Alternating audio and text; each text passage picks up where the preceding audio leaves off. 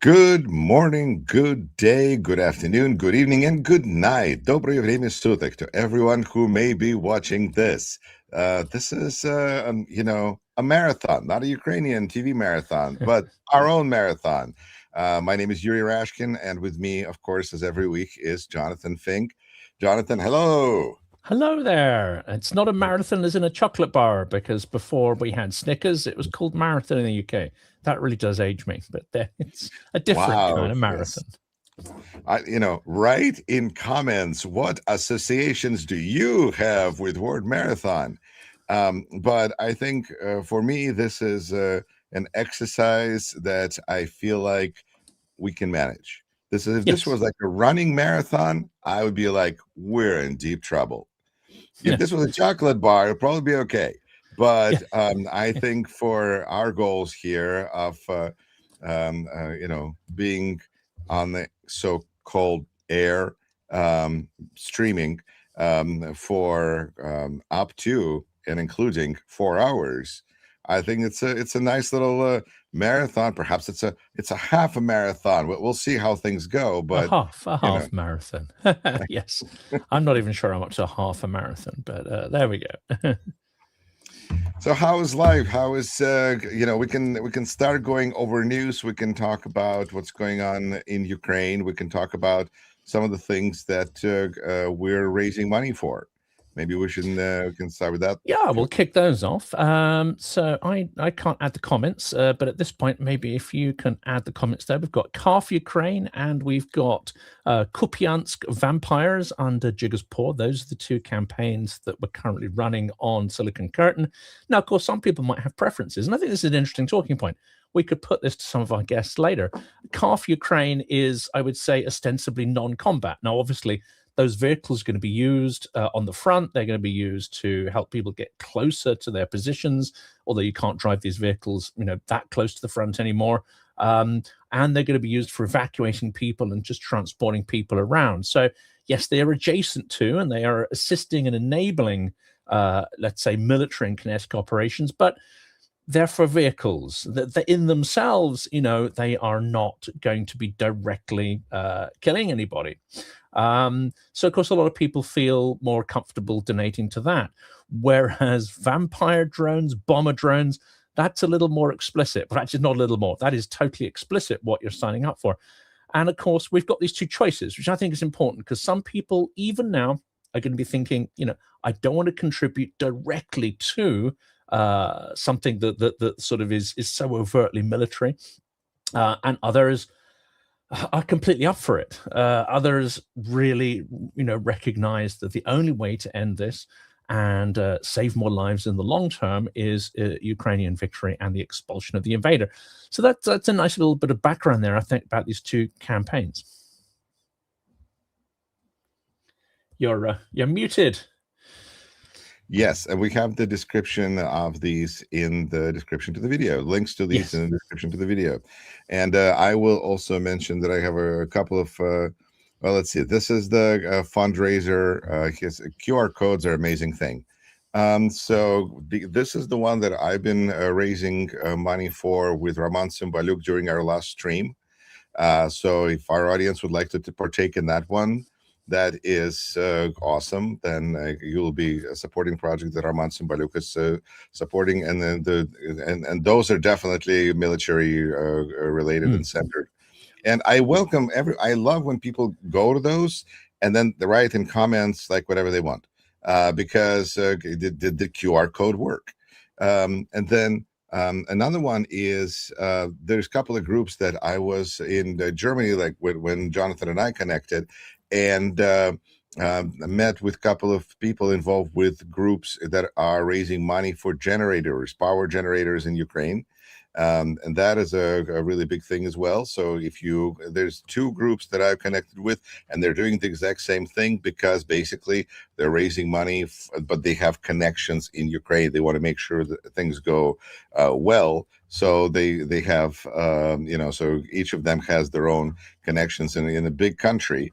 And so there's one group with blue QR code, and there's one with black, and they're both in Dusseldorf area. And I think they're, it's important. There's a really cool story there, I guess, but it's just as an immigrant, I understand that when people leave a country, they want to become usually part of the new culture. They want to build a new life. They want to have not necessarily part of a new culture, but they want to build a new life where they're concerned about things that are surrounding them, and things that are happening back home start to fade away over time. And I think it's just really important that there are people, that Ukrainian diaspora is doing such a good job, I would say, overall, in helping Ukraine. And I think that's really an important part of diaspora, is to help whatever may be your native land, is to get better and help it and support it. And in this instance, you have people who are raising money for power generators, even though they live in Germany for years, some of them for many years. So I think that's really awesome and admirable. And I invite everyone to support and always to comment. Absolutely. And it's never been more important. Now, where we are at, I guess what could be described as a bit of an inflection point. And I don't know what what you've called this episode, but I think I very consciously, what I've got here, I've got a dancing ballerina, and the title is "Let the Swans Dance." Now, some people are going to get the reference. Put in the comments what you think that reference is to. I think most people who've been following the channel, or what's going on, or taking interest in Russian history, will understand that reference. But let's have a bit of a comment thing sort of going before I sort of explain my interpretation of that. But "Let the Swans Dance," I think, also for me is the sign that we are at an inflection point where Ukraine, despite suffering terrible losses, both civilian and military, and enduring extraordinary hardship, seems to be on the ascendancy, militarily, technically, in terms of the sort of ratio of damage it's inflicting on Russia. And the fact that month on month, the last 4 months, more Russians have been attrited, let's say, use that euphemism there, than their nominal recruitment rate. And that attrition rate is increasing. So this is creating huge problems and will create huge problems.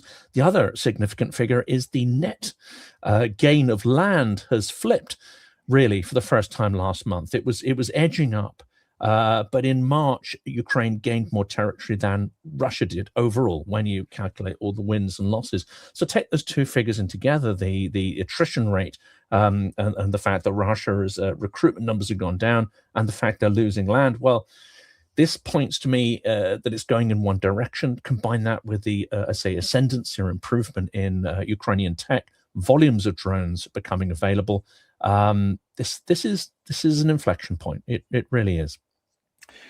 I agree with you so much, Jonathan, that I am about to will record a video, but in Russian, most likely referencing this inflection point, referencing Winston Churchill and his speech delivered on November 10th, 1942, marked a pivotal shift in World War II following the Allied victory at the Second Battle of Alamein. What did he say? This is the end of the beginning. And I think that this may be the inflection point, the name, like possible name for this inflection point, the end of the beginning. Because I agree with you, even though the situation seems on some level as brutal as ever in Ukraine, because you have attacks by drones just the other night, and I may, that are brutal, that are deadly, that are barbaric, that are really more effective than we wish they were, by far, obviously, whatever. So, but at the same time, it feels like Ukraine is able to actually manage the threat of the Russian army invading and taking over, because the statistic that I saw is that 96 or 94% of all Russian casualties are caused by Ukrainian drones, which tells me that this is just an incredible level of control over the battlefield. 70% sometime last year. It started to edge up to 80% reportedly, earlier in the year. We're now up to 90, 95%. I mean, these are all estimates, of course, but it's you know, it is gathered from battlefield data. There's no single that really reliable matters. figure, but yeah. Yeah, sorry to interrupt. I just thought, you know, it's a really important number because it tells me that a lot of questions that people have had about what's going on in Ukrainian army. How's morale? How's this? How's that? Well, I mean, it would be nice now that Hungary had elections and Ukraine can perhaps get that money that it's been probably counting on, I'm sure. It's going to help a lot of things. But when we're looking at this mechanization, robotization of the battlefield, then it seems like the focus needs to shift to protecting population centers. It really is, in you know, just kind of battling Russian menace in stages. Yeah, and you're well. We're going to talk as well, I think, about this, because this is some interesting stuff has happened. We had this no, it wasn't Peter, but it was the Moscow Economic Forum, not the one sort of managed by the state. This has always been one that is, yes, it has a lot of state aligned or even state employed expert economists, but it's the one which wasn't sort of, you know, structured to be propagandistic. It was the one that was tolerated, I think, because you had some actual criticism, not of the regime necessarily, because that's not allowed, but critique of its policies. And it needed that kind of, I think, mechanism by which it could get information and analysis that is a little more reliable and not just sort of, you know, snort its own propaganda. This one that's just happened a few weeks ago is extraordinary in its character, in that it has been a whole litany of voices, not just saying, okay, we got this problem, that problem, but screaming out loud that unless the course radically changes, and the implication is the war is wound down, that the entire economy is not just going to hit the buffers, it is hitting the buffers. And certain speakers, again, we've got to remember, these are not dissidents, these are regime-aligned people in the most part, most of whom would be, I'm sure, delighted if Ukraine was conquered and erased. They are saying essentially that the economic problem is here, it's happening now, and that the government is falsifying figures and quite possibly believing its own falsified figures, that the actual rate of economic collapse is far worse even than the most pessimistic forecast the government's letting out.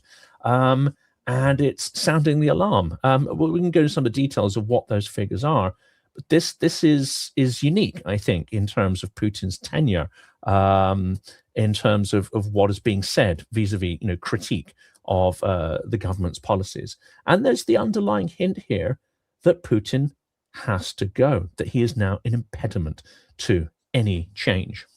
Well, perhaps those Russians need to pray harder, because whatever they're doing isn't helping, and they're not willing or able or courageous. They're not or desperate enough to do anything to change the situation. We have certain people who will speak up here and there, and to me that looks like screws breaking, you know. But to what extent does this mean that the machine is about to explode if some of the weaker screws have not managed to hang on? Yes. Well, I mean, last time we spoke, I think a few weeks ago on this topic, we were saying this is the sound of a machine being put under extreme duress. This is the sound of the, you know, it's the screech of the metal being pushed, but not necessarily beyond endurance, just being pushed outside of the shape that it's supposed to be, that sort of squeal of metal. However, now I think we are getting noises that the machine is structurally breaking. This is what the tone and implication has been of it. And, well, you know, I know that there's popular people that talk about Russian economics and Russian economy, and again, there's periodic, you know, I don't know what the term is, what is the correct verb to describe the screams and yells, protestations about policies, God forbid Putin, but then it goes on. So yes, I mean, okay, there's a lot of unemployment that's expected in the summer. Okay, you know, Russian people, they're not hunters, they're more gatherers. they're more a society that's built on, if you look at Russian cuisine, they cook out of things they found in the forest, berries, mushrooms. They'll just run away. They're not going to be like attempting to change anything. So then the question is, will they be willing to go to war and get fed to the god of Putin, because they'll be destroyed, because that's how things are. It's automated practically now. They can just like step in onto this escalator of death, and it's a few steps and bump. And I still have no faith in people in Russia to have whatever it is I described, and whatever you think it is in comments, balls to go up against Putin. I'm not sure I would be if I was in their position. In fact, my position has always been, I agree with my parents, the only thing you can do in Russia is leave. But if they're staying there, then I guess they must like it. So that's one way to look at it. And if they're just saying that the country's moving in the wrong direction, well, again, country cannot be changed unless Putin is changed. And if they're not willing to change Putin, then they can either leave or shut up. Sit down and be quiet. Go and just dribble. It's like J.D. Vance told Pope, stay in your lane. So it's a part of that lane doesn't even include theology. I don't know what lane they envisage for the Pope there. I think waving and smiling, limit it to that. Yeah, it must be. And I think there's a big conversation there, because this is an American Pope. And this is somebody who represents really the opposing view, opposite view on Christianity, because Trump is a much more, vengeful God. And perhaps it's Old Testament, perhaps it's Russian Orthodox. I don't even know. I hope no God was this crazy. But I think that Pope is representing the different Jesus, different view on religion, different view for purpose of religion and goal of religion. And apparently it does not, agree. It doesn't match with worshiping Trump. I have found a really interesting that it is the religious fanatics, religious fanatics, such as Pope, or Iran Ayatollahs, that are not bending to Trump's will. Everybody else finds it, like in the world of real politics, thinks it's better to just be like, okay, Trump, sure, you're the greatest. Thanks for leaving. Thanks, just never come back if you can. Come back when you have a different president. But these, it's like they have a different level of, management system is different. And of course, Stalin has been known for having said that, what about Vatican? Do they have, how many divisions do they have? And Vatican is not very strong in terms of divisions, army, military, their guards, I think their helmets are printed on laser printer. But what do you do? It's a very important, especially in light of the fact that news has just come out that in America, in the United States, youth have become much more religious over the last few years. And not just youth, but young males. Young females have stayed at about 30%. But is young this males, true? I heard this was fairly, let's say, self-reinforcing research done on very flimsy criteria. Yes. I've heard that this was it's like the old research that's done into cigarettes can't hurt you, that kind of quality stuff, or stuff that's really basically commissioned by the was this research industry. Commissioned by Catholic Church? I'm thinking that the dice were very much stacked towards the result or the outcome they wanted to hear, and in reality, there's no major religious shift. There's no huge deepening of fundamentalism or even religion light, as it were. So I suspect that this is a little bit self-serving here. But I will say, Jonathan, I am if you can finish your thought, and I will quietly sit. But I would like to say a couple of words about that before we move on to the next topic. Yes, yeah, absolutely. I mean, there are a couple of things there as well, because I think, what the Pope has come back and said, and today he's come back and punched very hard, and he's basically said that do not drag faith and religion, which is sacred and sacrosanct. Do not drag it and tarnish it with the filth of politics. Do not manipulate it and use it for personal political ends. He's come back and punched very, very hard. On the Trumpian side, I heard a rumor that actually one of the stories going around is that, well, of course, this Pope is a communist because, well, he comes from Chicago and he's secretly being controlled by Barack Obama and the deep state. Well, no great surprise they might reach for that, but that's the kind of world of crazy we're living in. Whenever they say, and Trump says Barack Obama, they always like to say Hussein, because that's the punchline. Let's not miss the punchline there. Yes, America's first Muslim president, as we know, is ludicrous. Anyway, I wanted to go back to the youth in religious because I teach at university, so I see young people in mass for years. And I wouldn't necessarily object to such a result because we're talking really about an uptick. We're going from like 28% to 42%.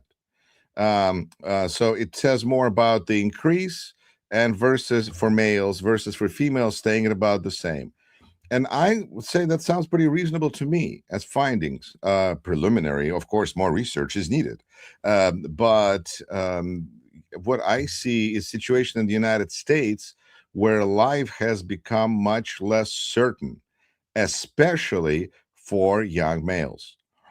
Young females have made a bet, women, I feel, have made a bet on higher education, on improving their lot through education.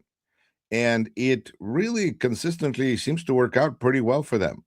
I mean, I have, and it works out on all levels, all sciences. This is not like men do this. No, I mean, I have a student who is a math major, and he was going to a math conference with the team. He's the only male on the team, so he got his own hotel room. He was excited.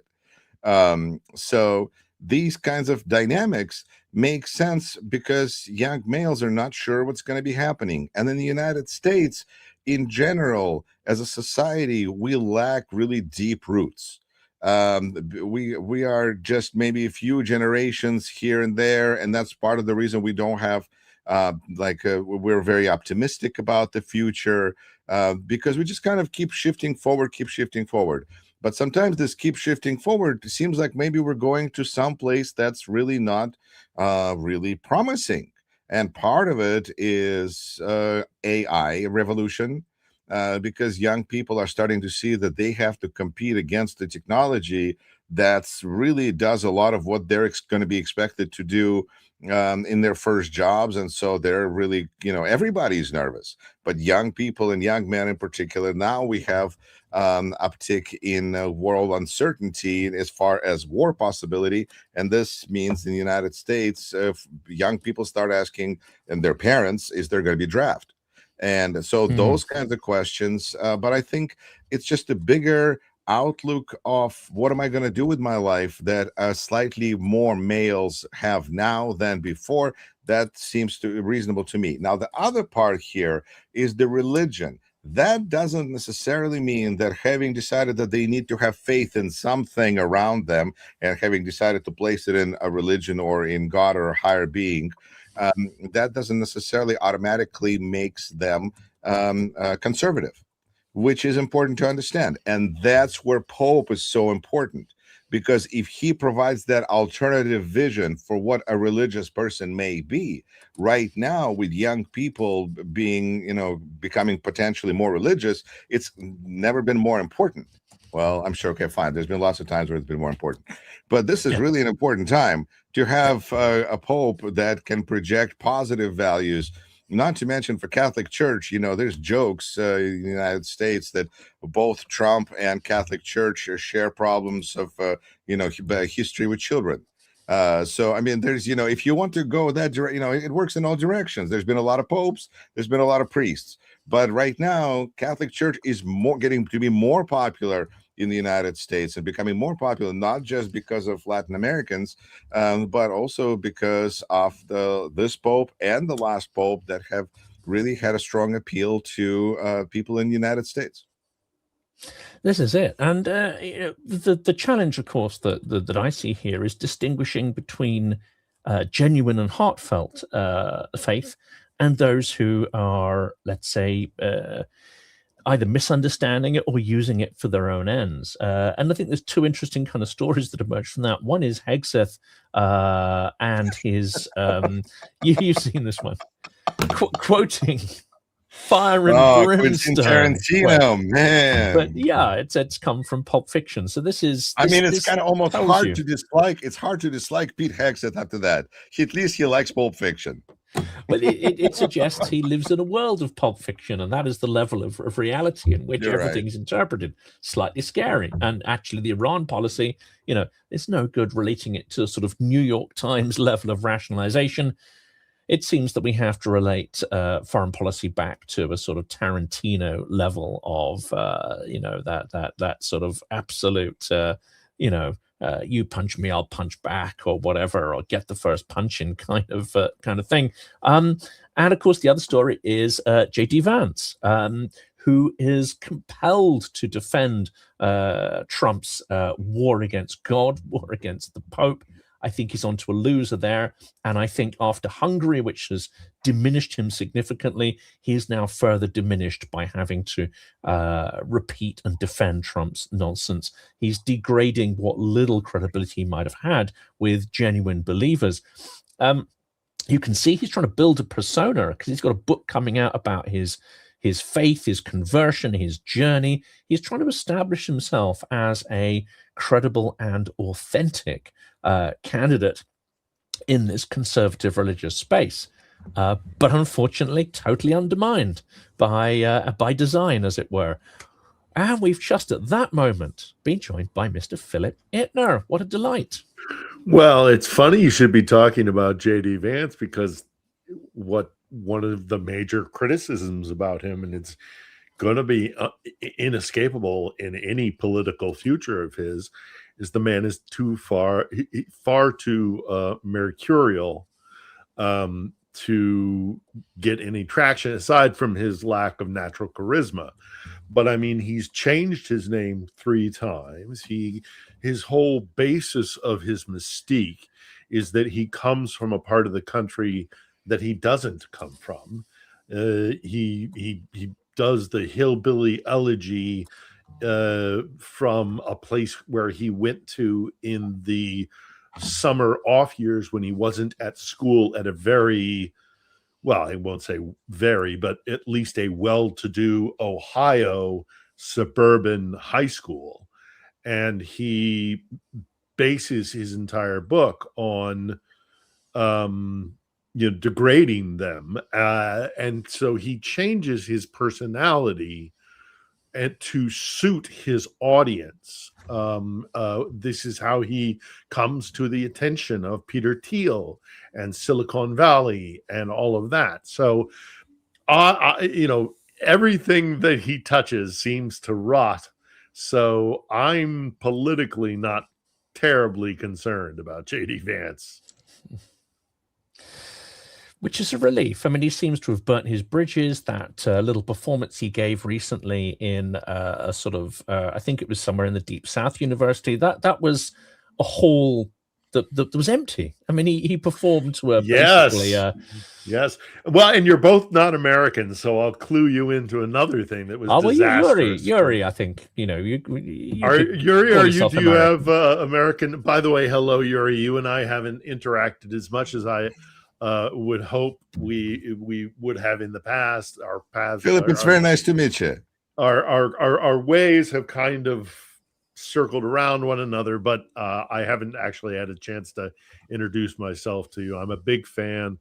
And I appreciate the information that you bring to this arena. But one of the things that I was going to say is, okay, perhaps a natural-born American is the incident at the donut shop.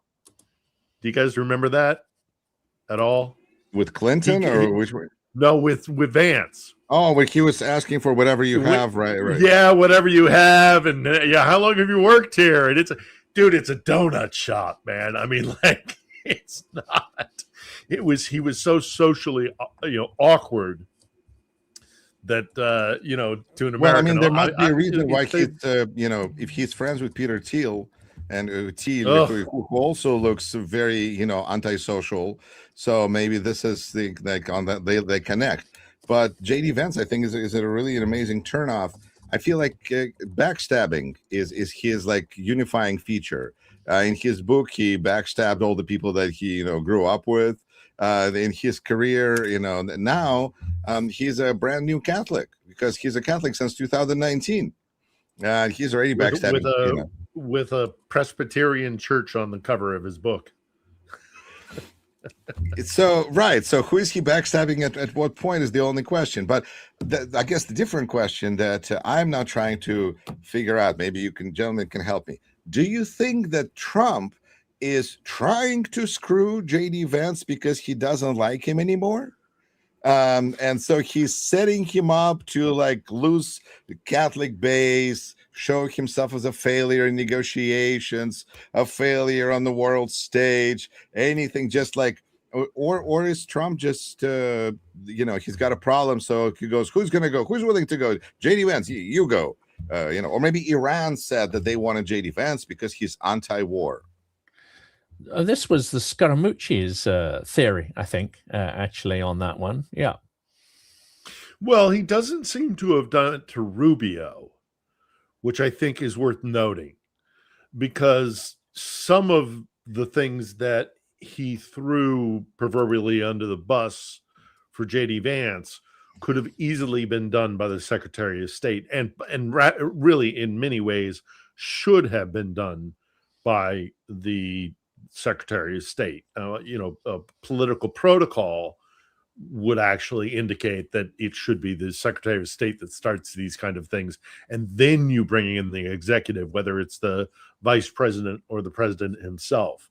But the State Department should actually be the one that initiates so much of this. Actually, even before that, we go down to the ambassadorial level, and this is political and diplomatic protocol, and they have gone from 0 to 100 by throwing in the second most powerful man in the executive branch of the United States. So it does make me wonder whether or not this is purposeful, and that Trump, for whatever reason, has decided that he wants to scuttle his vice president, because he doesn't.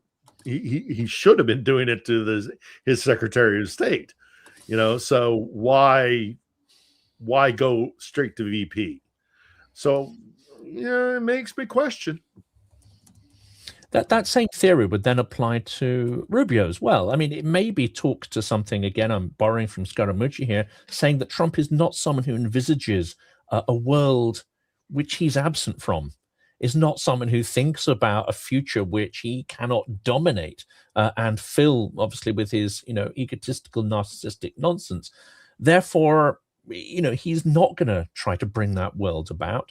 And actually, his narcissism may make him resent the thought that anyone might outlive him, and therefore, consciously or unconsciously, he's looking to destroy his would-be successors. Now, of course, there's a similarity here. Mr. Vladimir Putin is somebody else. I was just going to say. He cannot tolerate succession or the idea of succession. I mean, it's apples and oranges in some ways, because Vova can't allow anybody to rise to a position of national power, because that threatens him.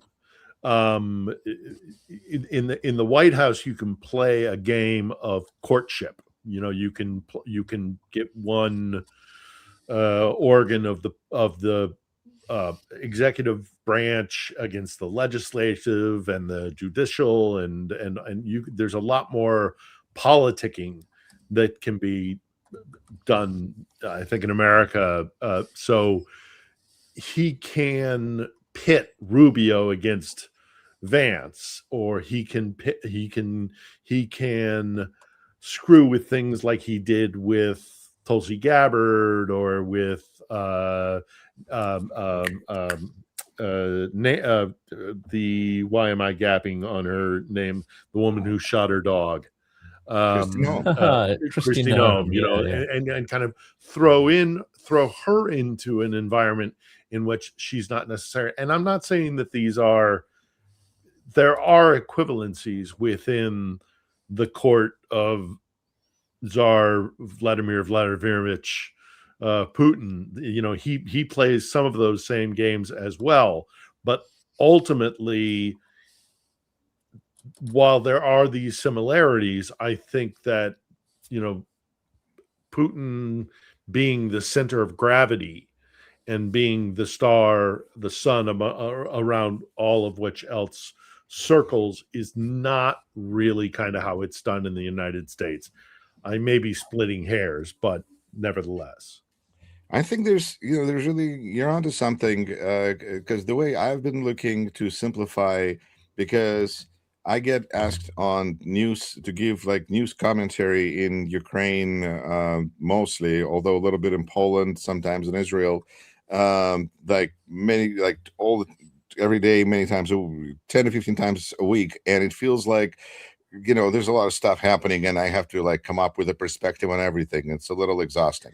So to simplify for myself, I thought a simple rule is, well, if Trump is going to do something or not going to do something, is, will Putin like it? If Putin will like it, there's a good likelihood that they'll find a national security reason why that would work. And if Putin doesn't like it, then, or wouldn't like it, like what would Putin do? Like a bracelet, simple bracelet to wear. If Putin doesn't like it, Trump will find multitude of reasons that all make, you know, sense on paper why that's not something that we want to do. And for one, a simple example is for me, Tulsi Gabbard, because people who view Trump's politics go, okay, we know who is going to be next. There's the next one should be Tulsi Gabbard because she's a woman. Because Trump is firing Pam Bondi, Kristi Noem. There's a pattern emerging. Tulsi Gabbard should be next.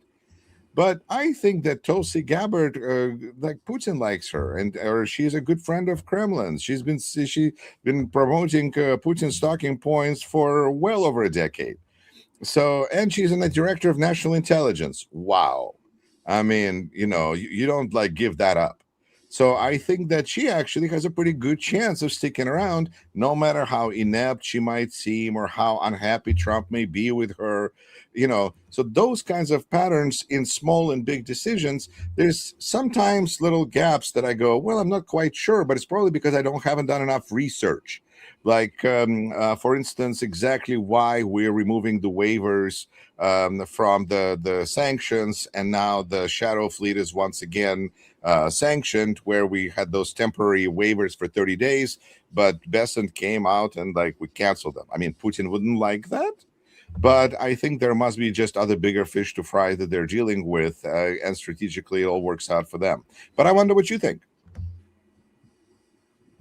Well, I think certainly with Tulsi Gabbard, you might be right in the sense that she is the Kremlin's person in the White House. You know, I mean, she has openly admitted that her primary source of news at one point was RT, which is just, you know, mainlining Kremlin propaganda. And this woman is national security. So, you know, that should be sending red alarm fires, all throughout the government.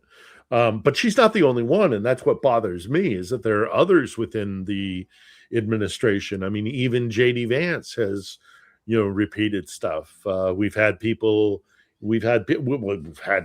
in both branches of the Senate, in the House of Representatives and in the Senate, of guys openly repeating, I mean, almost word for word, Peskov or Lavrov or whomever else. I mean, I remember one of the things that was so shocking to me was something at some congressional hearing back when Matt Gaetz was still in the House of Representatives, that he made a repeated point to, I forget who it was exactly, but somebody who was administrating, the idea of sending more aid to Ukraine.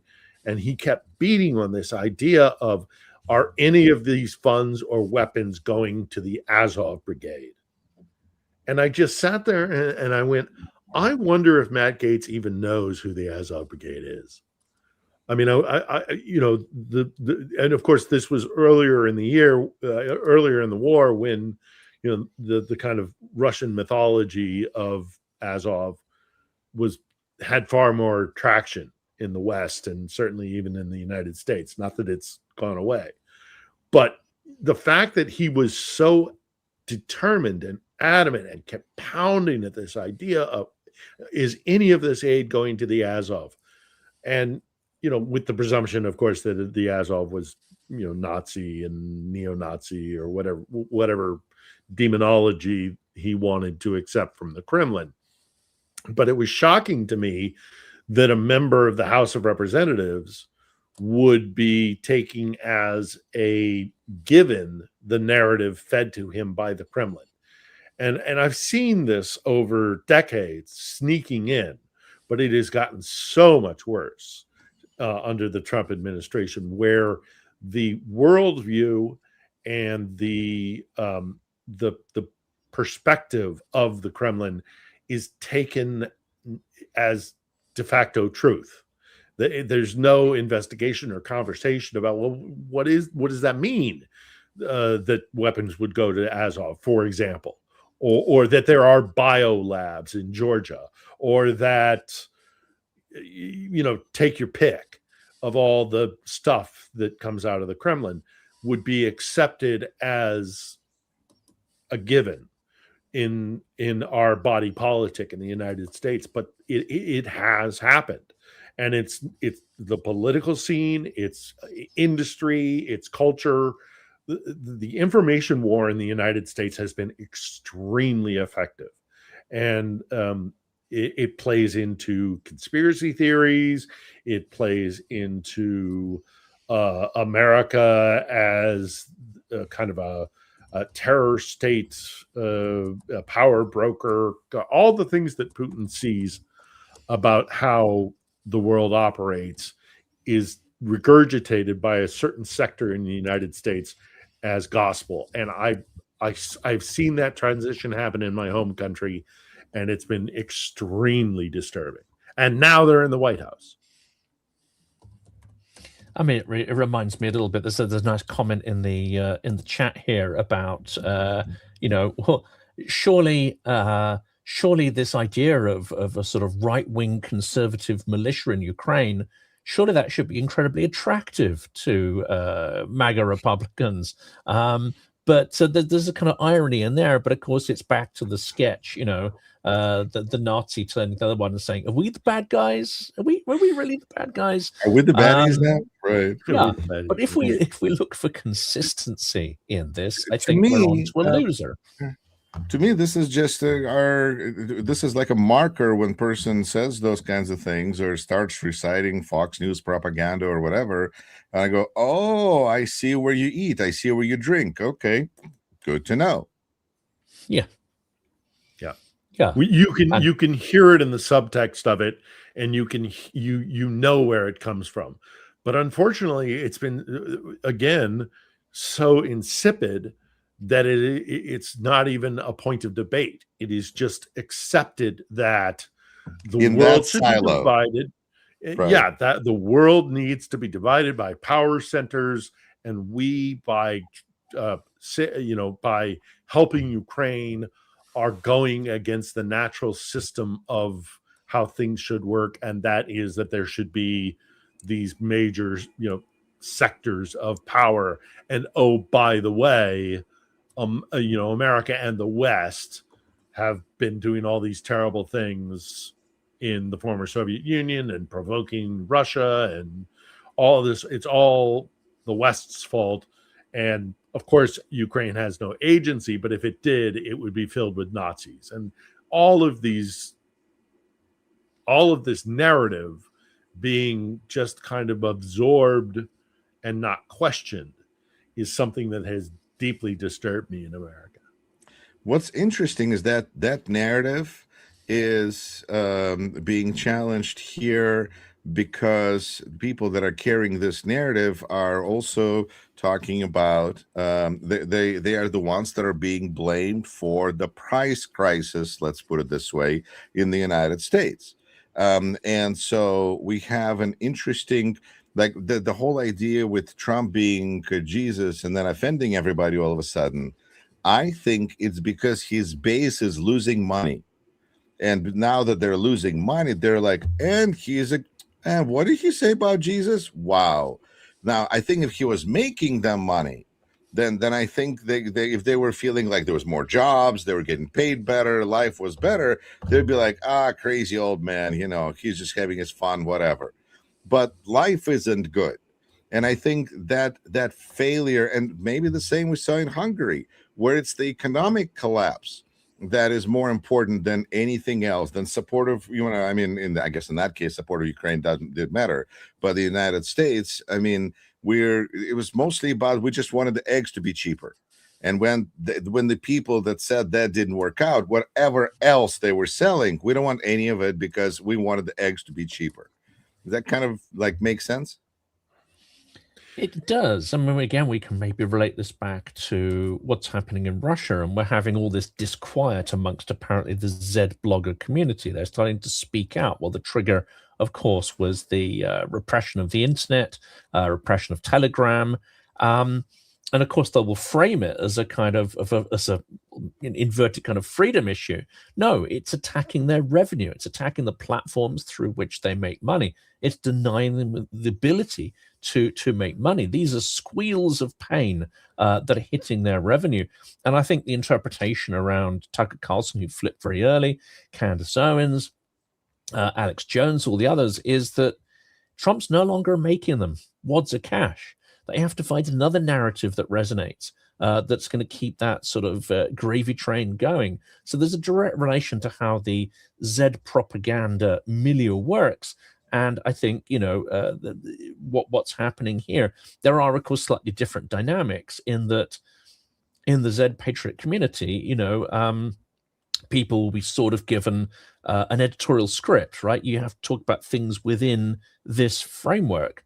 I don't know if it works exactly that way in the US version of this, but the problem is the same. The contraction of people who are tuning in and the loss of revenue. You mean in terms of the comparison? Yeah, it's why we got Z Patriot squealing. Yeah, and why we're seeing Trump's, podcast bros are flipping as well. It's all about the money and what story you have to spin to get paid. And the comparison between Trump and Putin is a fascinating one, because Trump has so many times said that he wants to be like Putin. Is he like Putin?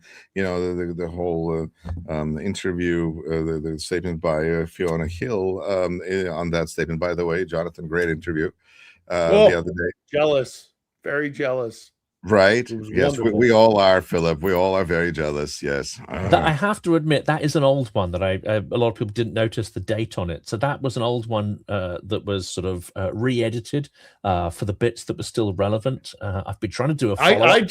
I would just love to interact with that accent for about 45 minutes. That's enough. I mean, it was fabulous. I mean, I should say that for the recorded sort of 30-minute interview, because at the time this was done in 2023, Fiona was in a real rush to sort of get away, but we did have like a 10-minute conversation prior to hitting record.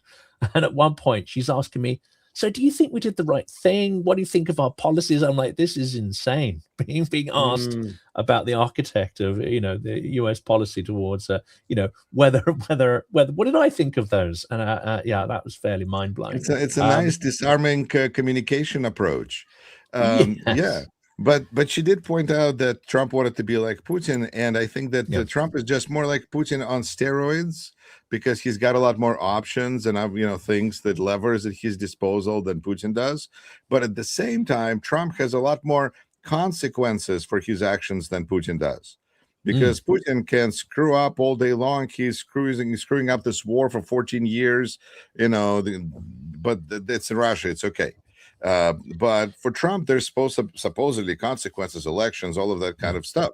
So that's just kind of seems like they are similar, but they're in different contexts. Yeah.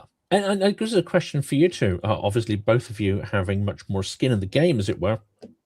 Are you like me? Do you find it sort of terrifying to see how far Trump's come, but also reassuring that he couldn't go all the way, that he's found some of the limitations on how he can, manipulate the system? Or are we not at the end of this yet? I mean, is that premature to think that he has discovered the limitations on how far he can deform and push the US system? Well, I mean, the thing that exists in the United States is a system of counterbalance that has, been abandoned by, unfortunately, the Senate, the judiciary. We're supposed to have 3 branches of power, and the executive is just gone nuts. But there are still governors who govern their own states. There are federal judges who are in certain districts, and so there are ways to, if not completely stop Trump, then certainly delay his tactics and put a spanner in the works. Whereas the Kremlin, the only excuse that puts the bubble around the czar is if the czar only knew. I mean, it's always an apparatchik. It's always a subordinate that is to blame and will be easily and without a second thought thrown under the bus. So the systems don't work the same way, even though the president has the power of the executive and the power of the pulpit, and he has the Oval and the Resolute desk. Putin has everything. I mean, yes, there are power dynamics, but he's the czar. So he has the ability to differentiate himself from the system itself and from the faults in the system and the complaints. So it's a little bit of apples and oranges, but certainly Trump would love to be able to bypass every other aspect of power within the United States. And if he could, he would. Putin doesn't nearly have that kind of issue to deal with on a daily basis.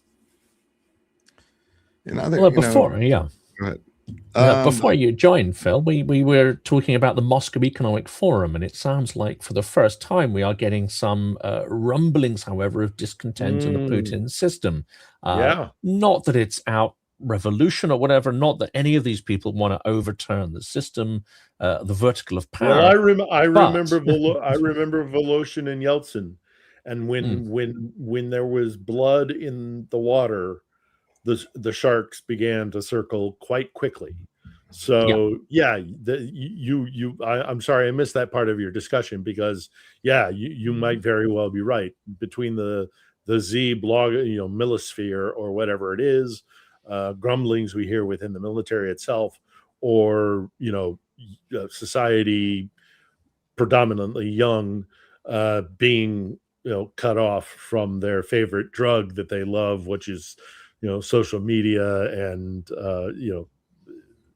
the internet, and the how convenient it is to use things like Telegram or their contact payment for the metro or whatever, things like that. Though that while not nearly as bad as it was with Voloshin and the daughters in the late 90s, the thing about, and I'll be very careful with this, but the thing is that once that blood, that even that first drop of blood leads to more drops of blood, and then it spreads, and then it gets, and then the feeding frenzy starts.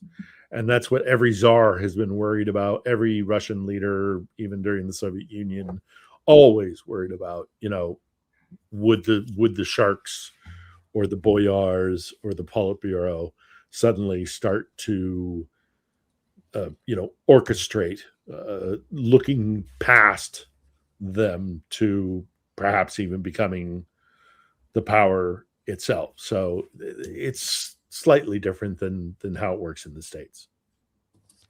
I think that's it. We misinterpret it over and over again. We think that the discontent is arising because of the repression, because of the war, because of this, using our own framework with some kind of political morality. I don't think it works like that at all. I think the discontent arises when the strong man is seen as a weak strong man, when he's no longer able to command fear and keep that vertical in its place and keep people in their places within it. And of course, part of that fear is also the ability to provide sort of largesse and privileges and revenues.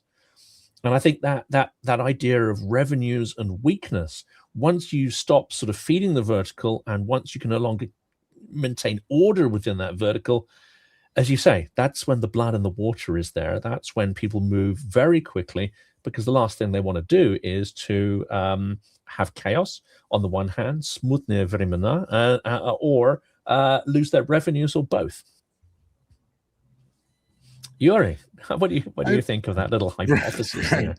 I don't know. I think that their revenues and all the good things that they're going to lose, I don't know. They're going to survive this somehow, because the thing that makes me that stands out to me about Putin is something that I heard, I think, originally Kirill Rogov, who was a really good analyst, and possibly the best thing I heard at the whole conference I went to once about Russia in 2019 in San Francisco, ACES. And the Kirill Rogov pointed out that in Russia, Putin is the head of the legal enterprise and of the illegal. So he's the main law enforcer agent, and he's also the main crime boss. And so that kind of a duplicative role is kind of important. And so I'm thinking, to what extent is what we're seeing with our president is with his pardon approach, where he can pardon anybody, and so he does that whenever he feels like it. To what extent he's fostering that kind of a Godfather reputation, the fact that he pardoned all the people involved in January 6th, and so on and so on. So it's an interesting dynamic. Again, if Trump wants to be like Putin, then what does that look like? It's fascinating. But I think that Russia, I guess, to just go back to your point, I feel like that the economic pie has been shrinking in Russia for a long time. They're used to eating each other. Somebody survives, somebody goes out the window, and then somebody goes out the window tomorrow. But the pie is shrinking, and to what extent does this mean that they're going to break off in fiefdoms? No, I think Putin seems to still control the whole operation, again, being controlling it on both ends. So I think this enterprise just continues. This, I guess, maybe that's where conversation shifts to: is Russia going to attack Baltic states and NATO? Because maybe that's a good way to distract the conversation from how poorly things are going in Russia, in media and in reality. I don't know. Yeah. Ooh, boy, if he attacked the Baltics, though. I mean, that's our Article 5, cut and dried. It is ultimately that. I mean, that's exactly what it is. So, I take your point, though. I'm not sure the U.S. matters anymore. I say that. I think that there are growing alternatives to the U.S. Being the de facto leadership of NATO. There are other nations, and that doesn't include our neighbors to the north in Canada, and Europe is stepping up its game significantly. Maybe it isn't a NATO reaction. Maybe it's not Article 5. Maybe it's some other kind of allied agreement. But I don't see the West allowing an attack on the Baltics to go unanswered. And by that, I mean non-militarily. There would be a military reaction to an attack. The Kremlin can jump up and down and scream as much as it wants about Ukrainian drones, using Polish and Baltic airspace to launch attacks with drones, to fly through their airspace, and they can jump up and down as much as they would like. But as we also know, they draw red lines quite often, and when those red lines are crossed, at the end of the day, they don't really do anything about it. There would have to be a reaction. The West would have no choice but to make some sort of military reaction to. And now, how effective would it be if say the United States did say, nothing to do with us. We don't care about Article 5. As a matter of fact, should have given us Greenland. Should have given us Greenland. Shouldn't have given it. Exactly. You were so snarky about you didn't give us any help in the strait. You didn't send a ship. So screw you guys anyhow. Why should we come to help the Baltics? And that's how it'll go down. That is exactly how it'll go down. You weren't there for us. We're not here for you. Oh, you can totally see it, but it will not be as devastating as I think some are anticipating, because I do think that Europe and transatlantically Canada are very much waking up to the fact that the only way to deal with Russia is to hit them hard. They're bullies, so hit them hard in the nose. So if Russian forces, whether they be air or land, do anything within the Baltics, I don't see a space where the West just goes, it's going to make more of a mess. It's going to make more trouble. Whether that means more aid to Ukraine because this is the front line, or whether that means, actively getting engaged in something going on in the Baltics, I don't know. I that's a crystal ball I'm not willing to peer into. But the thing that I keep hearing is that Gotland Island. Can't ignore it. Sorry? Gotland Island. The thing that I keep hearing last few days is Gotland Island. Yeah. I mean, that would be poking the reverse of poking the bear. I mean, you don't want to mess with Sweden, and in fact, I think the monarch of Sweden, let me write that down. I didn't know that. You don't want to mess with Sweden. All right, don't mess with Sweden. Okay.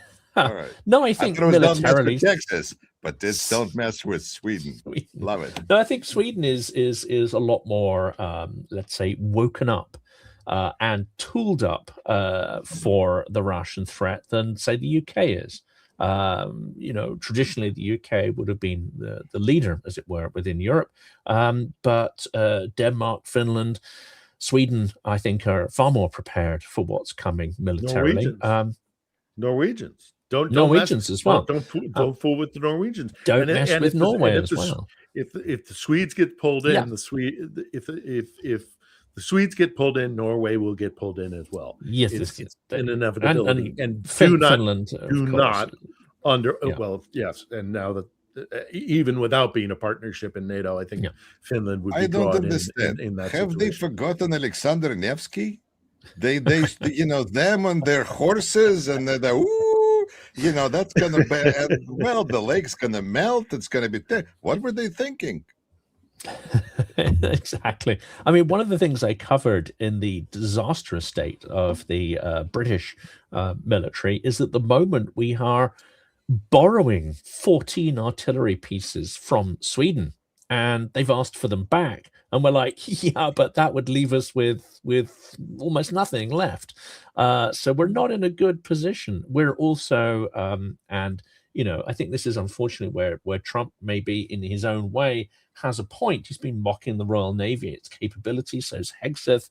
But we recently took over, I think, the lead on a sort of Northern Seas Baltic NATO mission, but we didn't have any ships from which to lead that operation. We had we had the admirals and whatever it was.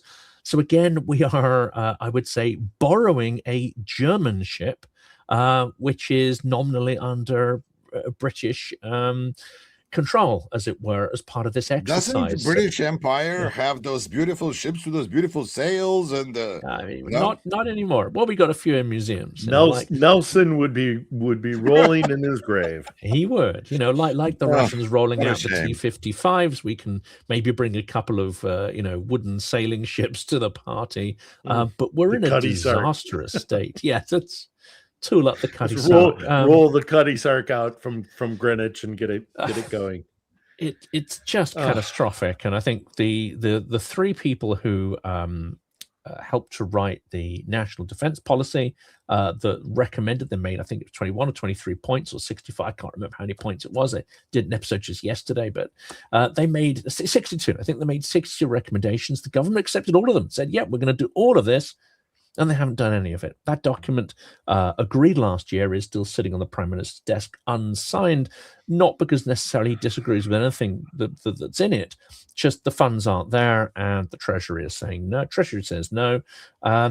We're in a disastrous state of preparedness. Fiona Hill, who we talked about a minute ago, has said that this is bizarre, and other authors of that report have said that it's devastating, that it's worrying, that it's disastrous, and we're asleep at the wheel. So unfortunately, yeah, there's, we have to agree with some of the detractors there, that the UK is not leading in this.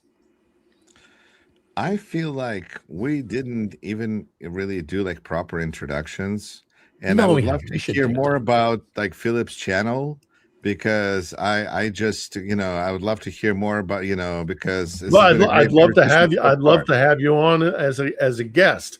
It's basically I came here and quickly realized that I am no longer a young man, and that frontline news coverage is perhaps for another person. And also, I just wasn't happy with the content I was producing. I'm a veteran of 30 years of broadcast television, and I'm used to having a cameraman and a producer and a team effort and really putting out a polished report. So I wasn't happy with my reportage. So I decided to build a studio in Kiev where people could come to me, or we could do remote interviews, and that would be, as a, instead of me running around the front, which I shouldn't be doing at my age anyhow. Instead of that I would do these kind of interviews. So we've been doing, it's called On the Edge, comes out every Sunday at 8 p.m. Kiev time. And we do about an hour-long interview with people who are either experts in one form or another that's important to the war, or we try and profile as many Ukrainian voices as possible. Actually, it's as Jonathan knows, I can run at the mouth sometimes, but this does allow me to bring up a point, is that we've been off the air for about 2 months almost 2 months now. And that is a result of the massive attack on the electrical grid in Kiev that happened at the beginning of February. I returned from the United States after the holidays, and I was on for about 3 weeks. And then we had this massive attack on our electrical grid, and it destroyed the electrical system, our circuit within the studio. So first we had to rebuild and repair the circuitry internally within the studio, which has been turned into a proper, well, I like to think a proper production. Jonathan, you've been there. You can attest to it, whether or not it's true, but we like to call it's soundproofed and good mics and good lights and things like that. So we lost our electrical system within the actual building studio itself because of a surge, because the electrical grid was so messed up. Then we had the local provider had to come and fix that. And then ultimately, even the local provider had to say, no, this is something you need to go to the city for. This is a municipal problem between the line that you have to your circuit board and the centralized power station, which is how things are done in Kiev. And I only tell you this extended story, not only to excuse our absence, but also to say that when the Russians are attacking the electrical grid and infrastructure, utility infrastructure within Ukraine, whether it's here in Kiev or anywhere else, we recently had a very, very serious attack 2 nights ago. But it is not simply the lights or the signal lights or the things that are used to keep the kind of city working, but it goes down and down and down to certain other levels where it actually, the citizenry is of course deeply affected, and not just like the lights are out for a few hours or a few days even, which of course happens, but it does damage to the actual infrastructure electricians right now are in very, very high demand. They're very busy. It took me 2 months to get 3 visits from these 3 different guys to say, well, okay, I can fix your room. And then the guy that said, oh, I can fix your connection to the grid, but ultimately you need to have your connection to the central power station. That needs to be fixed. And that took 2 months, so it's the ramifications to society of attacks on our utility, electricity grid, water, heating, things like that. This winter was extremely difficult and extremely damaging to not just Kiev, but I know to a lot of other cities. And I know the Ukrainians civil engineers are going to be scrambling now that we have better weather so that we're prepared for next winter. But I am deeply afraid of, if this war, sadly, and it does look like it, will continue into another winter, this network, these utilities are at the near breaking point. So, but we are, for now, we have our first episode with the wonderful Natalia Lutsenko, who does the English language version of Ukraine 24. She does a lot of work for them. She is our guest this week, and we are finally back on the air. I am extremely proud of my team. I am extremely proud to say that we're back. And if I can have a little bit of hubris, the Russians aren't going to stop us. We're going to keep trying to do the information war. We're going to do the same thing that both of you are doing, I know, and that is bringing consciousness to the Ukrainian conflict, what this means globally, regionally, and all the rest of it. But also from our own part, our priority is to humanize and profile Ukrainians and people with unique Ukrainian voices. So there you go, Yuri. And again, I did warn you. Jonathan knows very well I can get on my soapbox. No, that was great. I actually have a couple of questions. First of all, can you say a little bit more, share, since you are in Kiev right now? What has it been like especially the last few days, where it seems like Putin has been turning up the pressure, and you're still there, and I salute you for being there. So can you be a two nights reporter? ago? Yeah, go ahead. I'll put on my reporter hat again. 2 nights ago was horrible. I mean, really deeply intense. We had a strike within Podil. Those of you who know Kiev know that Podil is a very, very central, very high density population area. It's kind of seen as the bohemian part of Kiev, and they took a hit to a high rise. Last I saw, it was 5 dead there. I know they hit into Dnipro as well, but I can only personally attest to what happened here in Kiev. And it was, as happens, it doesn't happen as often as perhaps some perceive, but I would say almost on a weekly to a 10-day basis, somewhere at that period of time, you'll come under heavy attack, and it's a terrifying feeling, and that's not to say that we also don't get air raid sirens every day warning us of potential attacks, which of course affects your psyche. There's a massive toll on your mental health. The society is holding up, but it is strained, deeply strained. You walk down the streets of Kiev and you see people on their mobile phones or cell phones weeping into the phone, and you don't really have to ask why. You see young men walking the streets with, injuries that are either, being healed or are so grievous that they're now using prosthetics or crutches or missing limbs or what have you, and that constant drone of the air siren, which is psychologically so damaging. The people of Kiev, the people of Ukraine have suffered and continue to suffer at a really extraordinary level. And yet everyone, I was just down in Podil myself to kind of wander around and see if I could find this building. I didn't in the end, but I went in to have lunch and a beer at a little pub in Podil, and struck up a conversation with a guy between his, bad English and my bad Russian. We had this, conversation about, so much of this. And we both kind of sighed and said, but what can we do?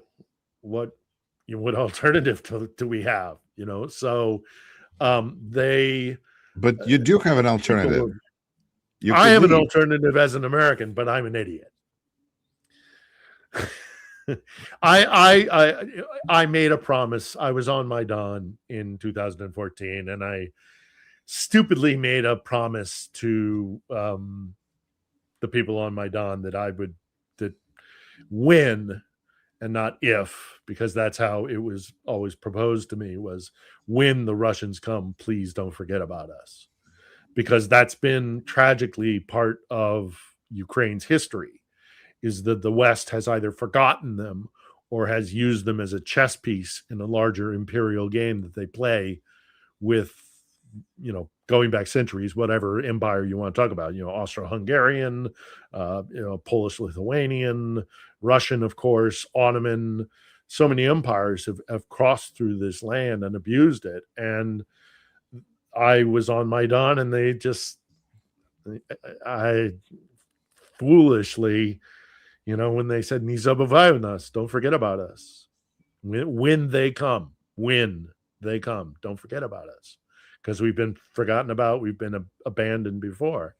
And I stupidly said, "Ya Bashayo," I promise. And so when the full-scale invasion happened, I got on a plane, and I'm too old and fat to run around on the front line, but I've got 30 years of broadcast news journalism under my belt. So I decided to bring those skill sets to bear. And that's what I've been doing for the last 4 years. And I cannot wait until I can crack a bottle of champagne on Krishachik and then hop on a plane out of Borispil and fly back to, dip my toes at my cottage in Michigan and never think about war again. I've covered over a dozen wars. I was in Iraq. I was in Afghanistan, Syria, Lebanon, Libya. I've been in many, many wars. And I had hoped never to see another one, but I was on Maidan and I made that damn stupid promise. And so I'm here and I'm going to stick it out with them.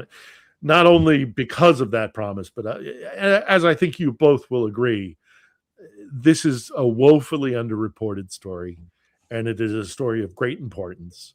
And it's our obligation for those of us who see the threat and see the consequence of a loss. I don't know what that means, but let's just use that word temporarily for now. A loss for the West to an ascendant Putin Kremlin would be disastrous for everybody. So I'm here because I promised, and I'm here because I believe that this is probably the most important war I'll ever cover, and that includes Iraq and Afghanistan. So there's a nice comment here. How long before Philip gets bored at his Michigan lake house and is off? Right, something again.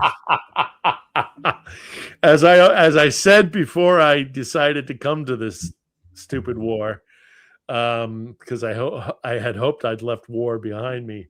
That in order to avoid getting bored, I would do things like documentaries about nice things instead. Like the migratory pattern of the monarch butterfly, or the history of the Pacific Coast Ocean, or Pacific Coast Highway, or the story of the Edmund Fitzgerald or something. I don't know, something that doesn't have to do with global geopolitics, war, death, pain, destruction, all the rest of it. So I hope I won't get bored.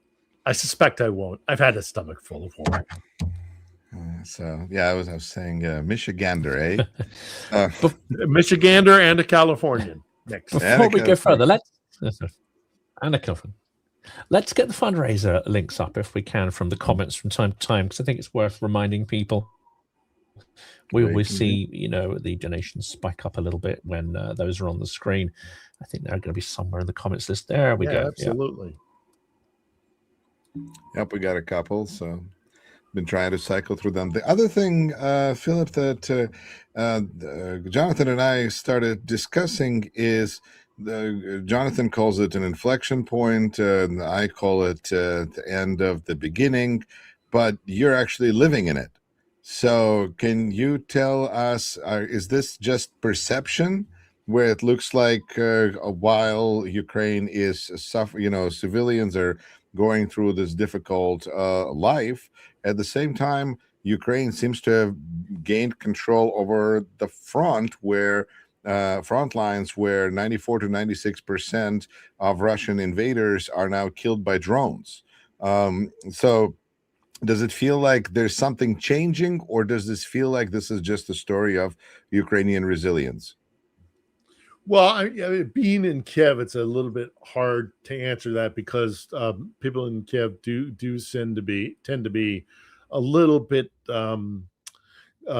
distanced from the actual fighting. But I did go to a near frontline position about 6 weeks ago. I went along the Zaporizhia front area. Still can't say exactly where, but it was about 15 kilometers off of the zero line, and I spent it with drone guys, and I saw how the drone, but it was a battalion of drone operators, and I saw how they operated, and I saw their adaptability, I saw their capacity of what they can put out on a daily basis. I saw how they coordinated and did command and control. I saw how they did logistics. again, I've been covering wars for over 20 years, and I see how armies work. I see, all of these factors, again, command and control, morale, take your pick. And these guys, they were working 24/7. Some were 3D printing drones. Some were operating on modifying drones, taking Pro-Am drones and swapping out the Chinese chips because they didn't trust them with domestically created communication and control chips. That I don't know who makes them or where they make them, but they're getting rid of the Chinese elements and they're inserting their own. I saw them repairing, drones that are meant to be bomber drones. These big the Vampire, drones that drop mortar shells. I saw how they dispersed their production capabilities and the command capabilities.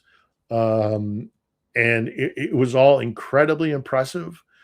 And it was, the morale was high. They were determined to continue fighting.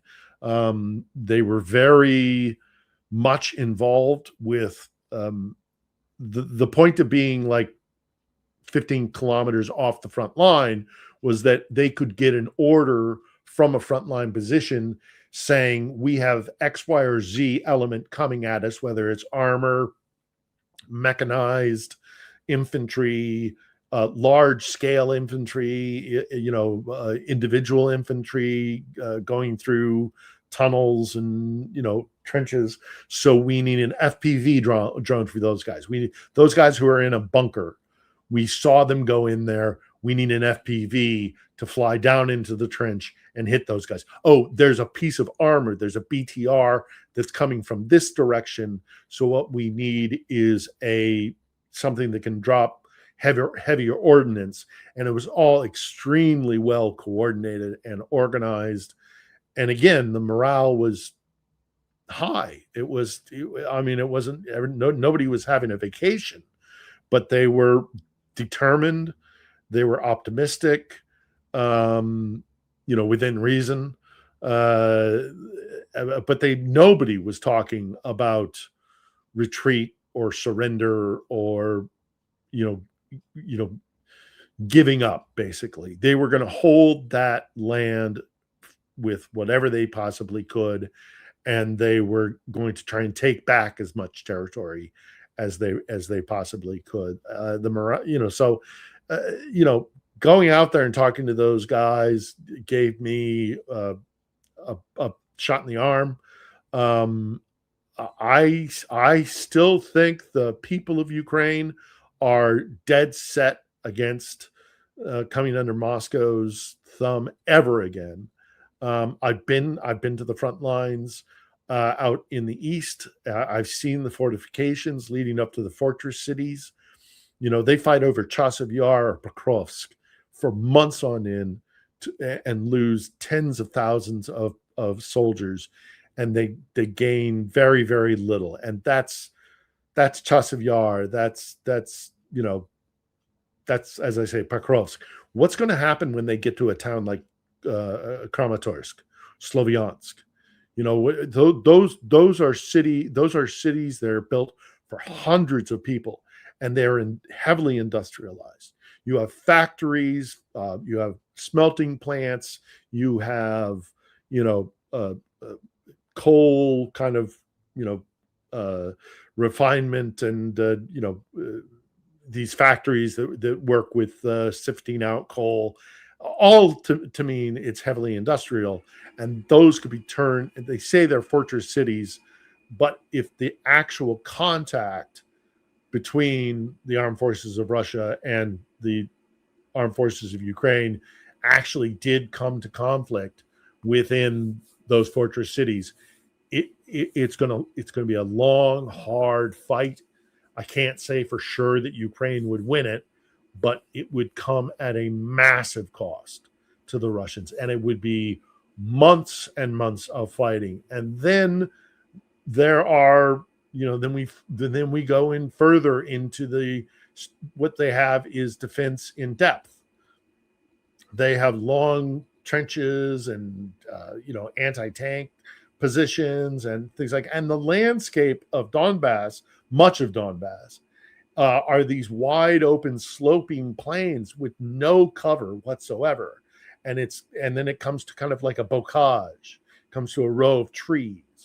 And then the process begins again and again and again. Long, low gradient, sloping open fields up into a division line, where all you need to do is put a bunch of Ukrainian guys, with javelins in those tree lines and trench lines, and any approaching Russian armor is going to be absolutely exposed.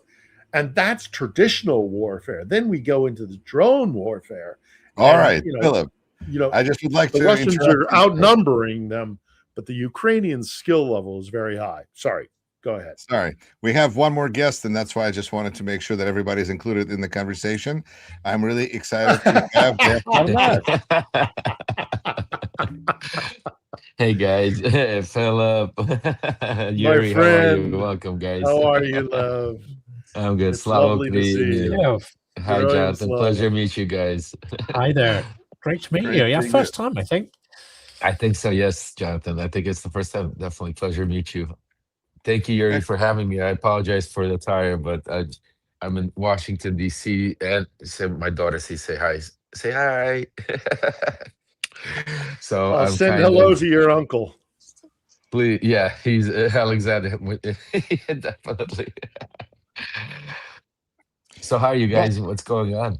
We're doing great. We're Great. doing a bit of a fundraiser for Ukraine, but also wanted to, I Oh, guess, awesome. take advantage of your expertise and knowledge. Of course, you are running for Congress, which is really exciting. But so I guess if you wanted to start by sharing what made you want to do it.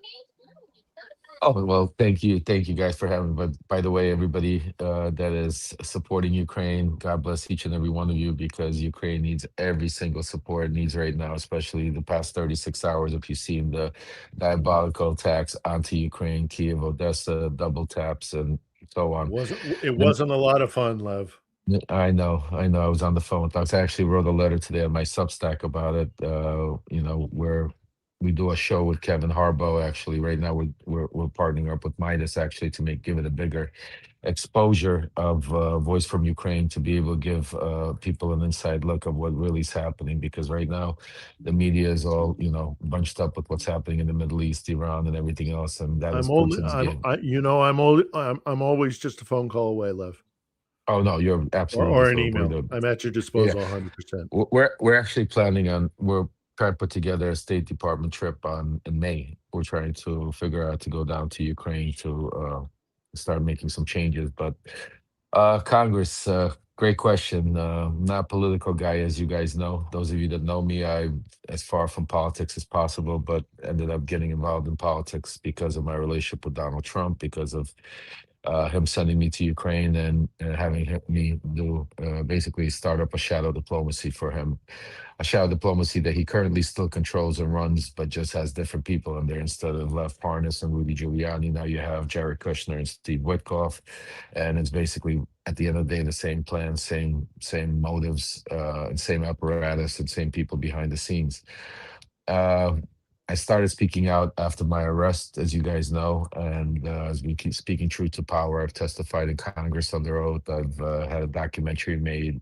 I wrote a book, and I have a big platform on Substack, YouTube, and other social media where I go every day, break news, talk about all the corruption that's going on, all the problems. But the problem is that not enough people hear about it, not enough people see about it, and really we're not able to make change. And I'm not looking to be a social media guy. I'm looking to actually make change. And, I sat down with my wife, my family, and we try to figure out what's the best way we could help our country at a time like this. And being in a position where I am, lived through what I lived through, seen what I seen, and very few people have seen the corruption from the inside the way I've seen it, being in the Trump first administration, and then most of the players played out right now are in the same people in the second administration. What you're seeing be played out in Venezuela, those are some of my ex-partners that were in the first administration with them that are still continuously working at the deals in Venezuela.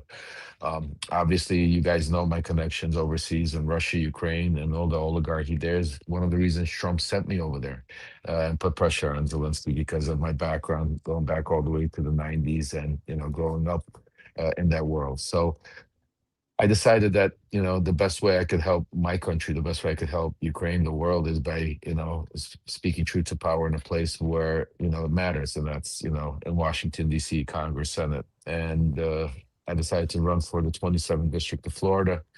It's a unique district made up of immigrants like myself, even though they might not be from Russia or Ukraine or, Eastern Europe. They're immigrants that have gone through the same type of dictatorship, authoritarianship, survivalship that we have growing up in the Soviet Union and places like that, Venezuela, Colombia, Cuba, same type of individuals, and something that Trump is right now using as a main platform with Vladimir Putin to be able to exploit and use this corruption power. So that's why I threw my hat in the ring, and that's why this race is not just for the 27th District of Florida, but I'm also running a national campaign to be able to help all the Democratic leadership across the nation. But I want to also make it clear that I'm not a establishment Democrat. I am not running on behalf of Chuck Schumer or Senator Jeffries or any of these guys. The establishment needs to go. This is, I'm running for a new Democratic Party, a Democratic Party that needs leaders, people that are willing to stand up, fighters, young blood, not the old corruption that's been sitting there for 30, 40 years, making backroom deals behind themselves and, using that, money to be able to enrich themselves in the trading. So that's the main reason I chose to run. That's fantastic. Can I jump in, Yuri, and ask get a first question in there? Because Lev, I follow you, I follow Anthony Scaramucci to try and get an idea of what's going on in Trump's head. They seem to be, you and he seem to be, closer in terms of interpreting what may be going on and what may be driving some of the decisions. It seems that the tools of traditional politics are just not going to work. And of course, things like New York Times and so on will default to a sort of almost a sane washing or a normalization, but they'll miss what's actually going on, the real intentions. Vis-a-vis Ukraine, is your impression that Trump is simply looking for deals, looking for grift, looking for self-interest, or is there something more? Is he looking to bring about a situation where Ukraine needs to capitulate, that Ukraine is going to be defeated? Because that, of course, is the Russian aim. But I can't figure out whether he's aligned with that or whether he's just looking for a situation where he can potentially benefit. Great question, Jonathan. And that's something I speak about all the time because I think a lot of people have a misunderstanding, misconstruction of what Donald Trump actually thinks of Ukraine. And I speak about it all the time, and I try to, me and Yuri have done plenty of shows where we go on Ukrainian channels, and I told the people even before Trump got elected, I said, he is not a friend to Ukraine. Donald Trump has never been a friend to Ukraine. Donald Trump didn't know where Ukraine existed on the map. He considered Ukrainians and Russians the same people as no, you can't have anyone. Hold on a second. Okay, pretend. I'm sorry, guys. So Donald Trump, in his first administration, I was the person that actually told him about Ukraine, that Ukraine are fighters, and started the whole thing. Ukraine has a very sour taste in Donald Trump's mouth that it's beyond actual financial issues.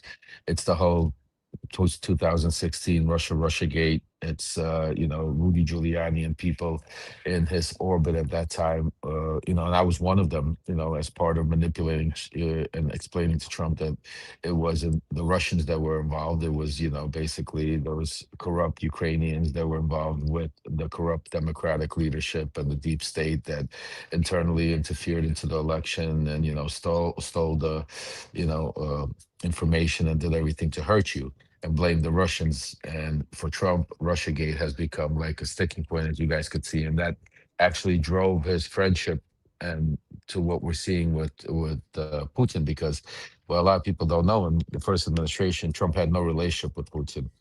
There were people on the inside of Trump's orbit, like Manafort, others, people like myself that had connections overseas, and even people like Michael Cohen, and even his own son Don Jr. and others had more connections to people in that world. Donald Trump was just more the face, but he had no actual relationship with Putin. He admired Putin. He looked up to him because Donald Trump grew up in that stronghold man type of era where first he lived under his dictatorship under his father Fred.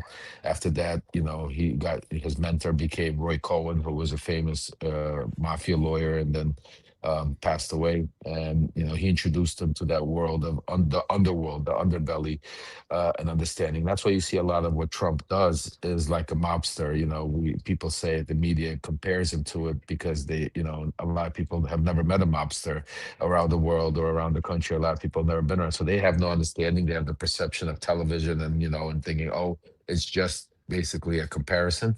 But no, Donald Trump is a real mobster. He grew up in the 70s around people like Fat Tony Salerno, who ran the Genovese crime family, and others like Sammy the Bull Gravano, John Gotti, to be able to build the buildings and do the things he did in the New York City and also in his casinos in New Jersey. So Donald Trump grew up around that world, but the dictatorship world was a lot farther away. It was a lot more powerful. Donald Trump was a local guy. He was a New York guy. And he was always took that as an anger because he would always be looked down at Davos. He was never invited to Davos, for instance, or where all the financial billionaires would meet up. He was always, shunned by the world, and he had a chip on the shoulder. That type of chip on the shoulder that he's the great Donald Trump. So when it comes to Ukraine and Russia, it's very simple. It's not even complicated. He looks at Russia as a strong, powerful country. He still looks at it going back to the Soviet Union times. That's what's embedded in his head, and that's what people around him have convinced him into it, that the media doesn't know the power of Russia. Basically, Russia is stronger, more powerful than it really is. And he believes in it. And he truly believes that Ukraine is not that are weaklings. He looks at them as second class people. He doesn't, he doesn't look at them on the same level as Russians do. So because of that, it's, he's basically waiting for, he's been promised this whole year by Dmitriev, by Putin, by others, by Witkoff and others, that Russia would already take over Ukraine. And that's his biggest frustration. Not that, the fact that he's having issues with, what's it called, Iran. His biggest frustration is that Putin has not done what he promised him and taken over Ukraine already, because strategically that wouldn't have allowed what's taking place in Iran if Putin would have done what he have done. And make a long story short, Trump is not a friend to Ukraine. He never was, though I don't think he ever will be. I think he's looking at Ukraine as basically something that is going to fall. It's just a matter of time. And then he's going to be able to go in there with his big corporate, donors that are going to be able to take over from rebuilding the real estate, energy, minerals. And the crazy part, it's all being coordinated with the Russians, because at the end of the day, it's Kushner and Witkoff that are coordinated with Kirill Dmitriev through Putin of how even the rebuildment of Ukraine is going to go. So that's the head they're on. And who do you recommend? Who do you think actually sort of gets the Trump mindset, gets the sort of the thought processes there? Because there are a couple of people. There's Michael Cohen, of course. There's Michael Wolff, of course, the biographer. Anthony Scaramucci. They all seem to sort of claim sort of insider knowledge, let's say, of his thought processes. Do you think those are reliable sources? Or? Absolutely not. Those are, two of the three are grifters and garbage, and that I'm exposing around that are, Michael Wolff and Michael Cohen. First of all, they don't know Donald Trump. They know the old Donald Trump. They have not been around Donald Trump for over a decade. Michael Cohen, knows Donald Trump from the early 2000s when he was working for him as a fixer, and that's all he knows. He doesn't know the Donald Trump prior to that, and doesn't know the Donald Trump after he came into office, because when Donald Trump came into office, he got rid of Michael Cohen, and he has changed in the past 10 years drastically. He's not the same Donald Trump that you saw in 2015 that was running for office. So to have, and Michael Wolff is another character. Michael Wolff was not a Donald Trump, somebody that knew Donald Trump as well as he knew as Epstein and Bannon, and who was working behind the scenes. And that's some of the stuff that we've been uncovering in the Epstein files. I work very closely with the House Judiciary Committee here on the Hill in the White House. And I could tell you the fact that Michael Wolff was, with Steve Bannon playing and with Epstein playing Donald Trump. So these people really, Anthony Scaramucci also, I know Mooch, he's a good guy. Out of the three of them, Mooch is solid. Me and him actually were in Israel back in 2018 when he just was still supporting Trump. And he knows, I'll tell you, because he has a pulse of the people around him from the financial world. I'd say he has a pretty good, Mooch has definitely a good inside track because of the people he's around, because it's not just Trump. You have to, I always say, Trump is a phenomenon. He's just a person, but there's also the people that make him who he is, and the people that made Hitler who he was, the people that made Mussolini who he was, is all the enablers. It's the people that are now around him that are allowing him to do it, because if they would just shut him down, he wouldn't be able to do what he does. If they would just, if all of a sudden Congress and the Senate turned around and said, no, we're going to impeach you, he wouldn't even be around here right now. So the fact that he is being enabled by all of these, nuts in our society that are allowing him to do these type of right wing, white Christian national movement type of situations. I mean, I think that's a big problem. But yeah, out of the three of them, I think Mooch would say has the closest from the financial, but I don't think, definitely Michael Cohen, Michael Wolff, I have no idea. They're just grifters on platforms trying to pretend, sell books and movies talking about how they knew him from 10 years ago. But in the meantime, if you really take a look at people like Michael Wolff and Michael Cohen, they have never done and never spoke out against Donald Trump. Michael Cohen is actually now going on a campaign talking about how he was coerced by Letitia James and to speak up against Donald Trump. So these are people that are, were as dirty as Trump in his world, and they keep manipulating the system. So, they don't know. The people that know Donald Trump are very few and far right now, because it's a different animal. The beast that was even in 2015, 16 is not the same. The reason why I know Donald Trump so well, not because I only spent so much time with him while he was already in the White House. I was the last person with him. So that's the difference between me and Michael Wolff. They were there in the past. They could talk about what he did 20, 30 years ago. They weren't with him, and they were not around what was going on while he was in the White House, which I was.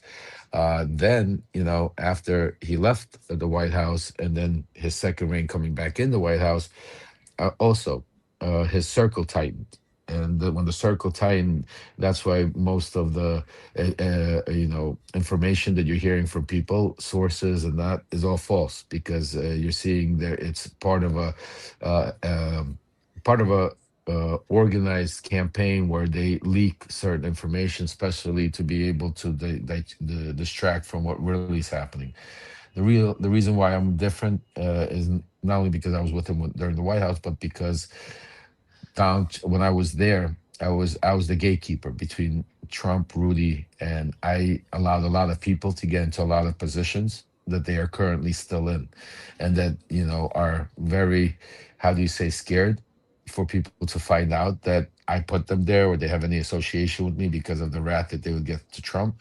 So because of that, I still have relationships all over Trump world and internationally that I'm able to still break and report some of the stuff. I have a couple of questions, but I gotta say, Lev, you do such an amazing job of like setting things up, and then you just explain it, and I'm going, well, I guess that answered that question. But but do you think that I think one of the big things we're trying to figure out with Trump is to what extent he's motivated by fear of what Putin may have in his folder in the Trump file, of course, perhaps probably with Epstein's help, or to what extent is he motivated by the financial rewards of Dmitriev and so on? How does that balance out in his behavior, do you find? Great question. I think it's a combination. Well, I definitely know it's a combination. The fear part of it is not something that drives him. It's more the financial part of it that drives him. The fear is more of like, he knows it's out there. You know what I'm saying to you?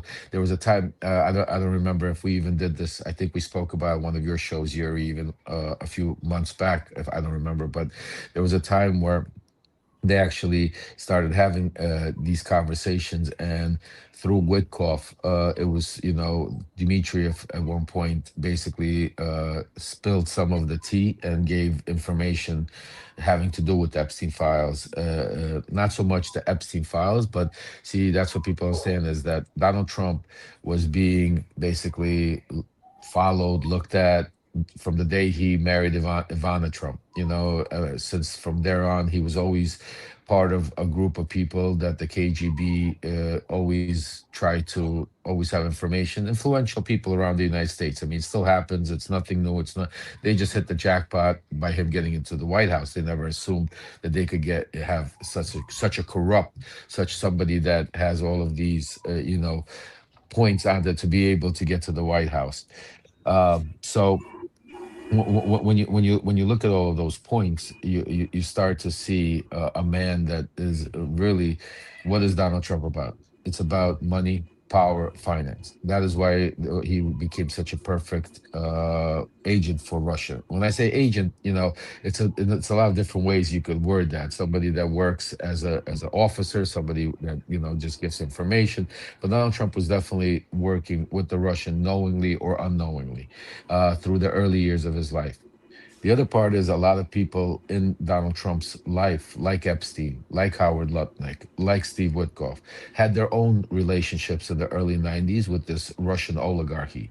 Because if you remember and recall, that's how Putin and Russia, when the fall of the Soviet Union, one of the plans was to take all the funds and money that they had were taken into these oligarchs and spread them all over the world to start investing, buying all of these very specific properties, energy companies, coal companies, specific real estate properties and all of that, to be able to intertwine themselves into world society where eventually they would have a say in a lot of things. Through that, they started using foreign money to be able to infiltrate not only the UK but also the United States through the lobbyist systems, through the sport, putting money through these super PACs, the special interest type of groups, to be able to start manipulating and using the congressional people and leadership for what Russia and their people need. So for Trump, it's both. It's a combination of money, and that's what drives him to do it. But at the end of the day, he knows that him and Putin are tied at the hip, because there's also information, and not just with the Epstein files. Remember, if you take a look at Trump's history, every single time he got bailed out when it came financially, from 87 to 96 to 2000, all of those times came from Russian money. It came from Russian oligarchy. All the people surrounding Donald Trump, like Elon Musk, Peter Thiel, all of these people, also all of their companies, if you take a look at the beginning of their companies, are also came from a lot, had to do with Russian oligarchy money. And that's where the real ties and links them, because it starts financially, but then, obviously these people have to have certain, blackmail over each other to be able to run. That's the world it is. That's why I call it shadow diplomacy. Thank you, Lev. Perhaps some other folks would like to chime in, because I'm glad that we have somebody else. Yes. Yeah, we got. Yes. Hello, David. Say hello.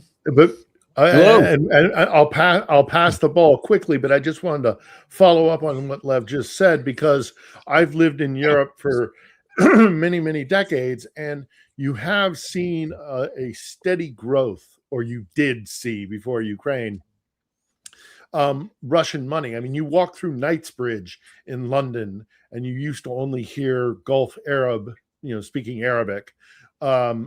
Increasingly, you started to hear Russian. The largest Russian Orthodox church outside of the former Soviet Union is in Paris. How many inhabitants, how many renters in the various levels of Trump Tower were Russian oligarch money? We thought at the end of the Cold War that it would be our system that would go west. After all, we won the Cold War, right? So it would be democracy, free markets, things of that nature.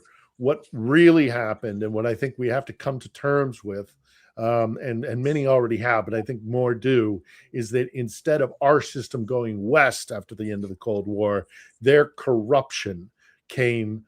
I'm sorry, instead of our system going east, their corruption came west, and it's endemic. It's absolutely everywhere. So you still hear those 11's voices 100% in Mayfair, Knightsbridge, and Chelsea. I'm There's still sure a lot you of Russian do. voices I'm sure there. you do. Oh, Mary of course. Ivana. I You can go well, go get no. some good Yo, pelmeni at Mary Ivana. Mary Ivana is not even. That's nothing. I mean, you guys got to remember. Oh, Look, I know it's not. one of the terrible, guys. actually. One. No, I'm just one of the guys that I was actually deal with. Trump sent me to deal with. That was working with was. I don't know if you remember, was Dmitry Firtash. Dmitry Firtash, is one of the most richest, most powerful guy. Controls probably over 30% of all the oil and gas that are dealt with in Eastern Europe. And just so you understand, before he got arrested, he controlled the UK. He owned the parliament. He owned so it's not just properties. It's they infiltrated themselves into the international, and which is more even important, and why we're seeing what we're seeing today into U.S. politics. Over the years, the difference between the Chinese and other foreign assets, what the Russians were a lot smarter when they got to it, is they were able to figure out that Americans were very easily bribed, very wanted it, but they were scared of it. And Russians, there's no better people than the Russians, Eastern Europeans, that know, because their whole culture is worked off of give and take, bribe, quid pro quo, and that type of scenario. So when they started seeing the openness here in the United States, they say, well, listen, you don't have to give me a suitcase like you do in Ukraine or Russia. What you got to do is just pay my lobbyist. And my lobbyist, he knows how to do that, and they'll explain that. And these lobbyists, these high profile lawyers, taught they hired them, and they taught the Russians how to you basically funnel money into here, and how to start controlling our congressmen, our senators, our lobbyists. So when people go out there, and concentrate on AIPAC and the Jewish lobbying system in the United, they really have no idea who really controls a lot of it, and it is the Russians through even AIPAC and others, because their power, even in Israel. I mean, that's the one thing I talk about. Nobody even understands the relationship that Bibi Netanyahu and Putin have, and how they grew up through the same ranks, as one was growing up in Israel, the other one was growing up in Russia, and how much money in Israel really is, Russian oligarchy, Eastern European money. That's Started with the refuseniks. Exactly. I mean, Trump sent me in 2018. If I didn't go in 2018 to help Bibi Netanyahu with the Russian vote, he would not be prime minister right now, because he was on the verge of losing in 2018. And Trump and Giuliani sent me there specifically to help with the Russian vote because it was so narrow. So there's a lot, it's a different world out there. There's a lot of analysts and pundits that go, say the same thing, and they try to regurgitate what the media talks about. But the real truth is that, there's an organized, coordinated situation going on between Putin, Trump, and other players in their region. Putin's leading the charge. Xi is involved also. That's why you could see, as Trump, just take a look. China, get all the oil you want, no problem. We're best friends. Venezuela, all of a sudden we're partners with Venezuela, selling oil all over the place, sending the money to Qatar. Iran's giving us presents of 10 oil ships. We don't know where that money went to, where that oil ships went to. But if you take a look at all these places, who really controlled it? Who was, if you take a look 6 years ago, 4 years ago, who was in charge of Venezuela? It was the Russians. Remember Igor Sechin, Rosneft, who was behind the, helping Maduro and all that. Same thing. Who is really, involved in these conversations? They say to you it's the Pakistanians when it comes to Iran. It's not. I mean, Pakistan has no influence over Iran. The biggest influence over Iran is the Russians and Putin and the game that he plays. And this is all very coordinated, manipulated. It was like, when they say in nature, when like what's it called? Say a butterfly, comes out of a cocoon, and and things like that. That was a type of like a process that went on over there in the Soviet Union. If that makes sense to you guys. Nice. Well, this is It does, great, it and we does, have yeah. it does, and we have also David with us, and we have Lev with us, and we have Philip Ittner with us, and Jonathan Fink and I, Yuri Rashkin, are the co-hosts. This is really incredible. Just glad to have so many people. And Lev, there's always more questions for you. We have a viewer who would love to hear more about Putin and Netanyahu relationship. If there's Sure. anything I've been curious about that one, and this is I've got there's a YouTuber who I follow called Vlad Vexler, and he tries to describe it that if we see Netanyahu and Putin and Trump as being fully aligned or puppets of each other, we're kind of missing the picture. It's it's this sort of, you say, it's they're allies in certain respects, and sometimes they may be adversaries, sometimes they're competing in certain areas, and sometimes they see advantage in alignment. I think that because that doesn't really fit so much with 20th century politics, geopolitics so much, which is far more binary. I think we really have a problem in interpreting what's going on. So how does that work? And actually, how close is Putin and Netanyahu? And actually, is that completely the wrong way of looking at it in terms of proximity?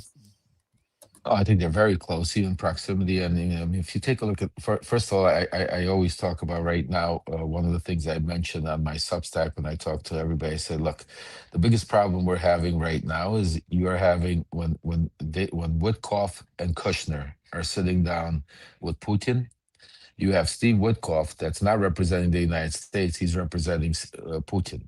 You have Jared Kushner that's not representing the United States, he's representing Bibi Netanyahu. So there's really nobody representing the United States there. That's why you're seeing us being the leader of confusion, the craziness that's happening, and we're being so. You have to go back to the 90s, when the fall of the Soviet Union. At the same time, while Putin and the KGB were trying to figure out how to save the KGB, which is now the FSB, to save their inner core, to stay alive and keep moving it. At the same time, Bibi Netanyahu was here in the United States, living on Kushner's couch and going, to colleges here, going through learning American society, graduating here, and building a very, very close relationship with the Kushners. I mean, he literally lived on their couch. Simultaneously, when then Bibi Netanyahu became, I think, first not prime minister, but to the United Nations or something, when he first got whatever his first position was. At the same time, I think Putin was at the time became the mayor of St. Petersburg, and was already in Berezovsky, and all of them were already starting to push him. He was already in that frame where he was going to, start moving up the ranks. As they start moving up the ranks, you have to understand, take it back even further, that going back to the 70s, even in the 70s, when Russia cleared out all their prisons, kind of, it was not clearing out the prison, it was getting rid of all the Jews. And that's when you had a lot of, and that's when we immigrated in 1976. We were going all to Israel. And I was just fortunate that when we were in Italy, it was the 200th bicentennial of the United States, and I won a green card, and my family was able to go straight to the United States. But a lot of the people that Putin not Putin, the Russians let go in the 70s, immigrated to Israel. And in Israel, a lot of Russians became Israelis. They got circumcised. They went through, processes. I mean, and a lot of that had, money has been flowing into Israel ever since. So that kind of circle between Israel, America, and what's it called, Russia, has always been kind of behind the scenes, being dealt by powerful oligarchs, powerful work. And that's why Epstein, one of the reasons why Epstein is such a major player in a lot of these things, because he was a person that was working closely with the Israelis. At the same time, he was working closely with the Russians. As you can see, it's the same players, same connection, same years going on, and so many years. So when you say what is really the connection there, I mean, the bottom line is, if you take a look at the names of some of the most richest and most powerful people in Israel, you will see their ties go back to the Soviet Union. So yeah, it started It started kind of in the 70s with the refuseniks, and then post-Soviet, it was the oligarchs and the Siloviki, and those guys went down and made their ties with Mossad in Israel because of the ease of immigration to there. And then once we got a body politic that had been infiltrated by Russian intelligence in the White House, the ties now between these intelligence organizations, it should be pause for concern for all of us. And a lot of them, I guess, come from the milieu of the sort of, what do you call it, the voris v zakonie. They come from that sort of semi-tolerated criminal milieu. Well, we have one more. Go ahead. We have one more guest with us. So I'd like to introduce Christoph Miller, who is joining us, and that's Channel Talk for Ukraine. So that's really awesome. So now we have 6 different channels all in one stream. So share, subscribe, do all the right things. And I just want to make sure that everybody has a chance to speak. David, it's really great to meet you. I don't know that we've ever met. So hello, and continue, please. No, thank you. I'm awed with the impressive guest list here. I'm very happy to be here. Lev was talking before about the how easy it is for the Russians to influence Americans, and I just wanted to say that I don't have the background a lot of you folks. I'm basically just a schmuck with an attitude, but I grew up in so many places where Russians have control. I grew up in New York, where a big part of the Russian mafia has their claws in Brighton Beach. So I was very familiar with them from an early age. I live in a state now with the Moscow on the Atlantic, otherwise known as Miami. And I live next to another city called St. Petersburg, which actually was founded by a Russian. And I just wanted to say that during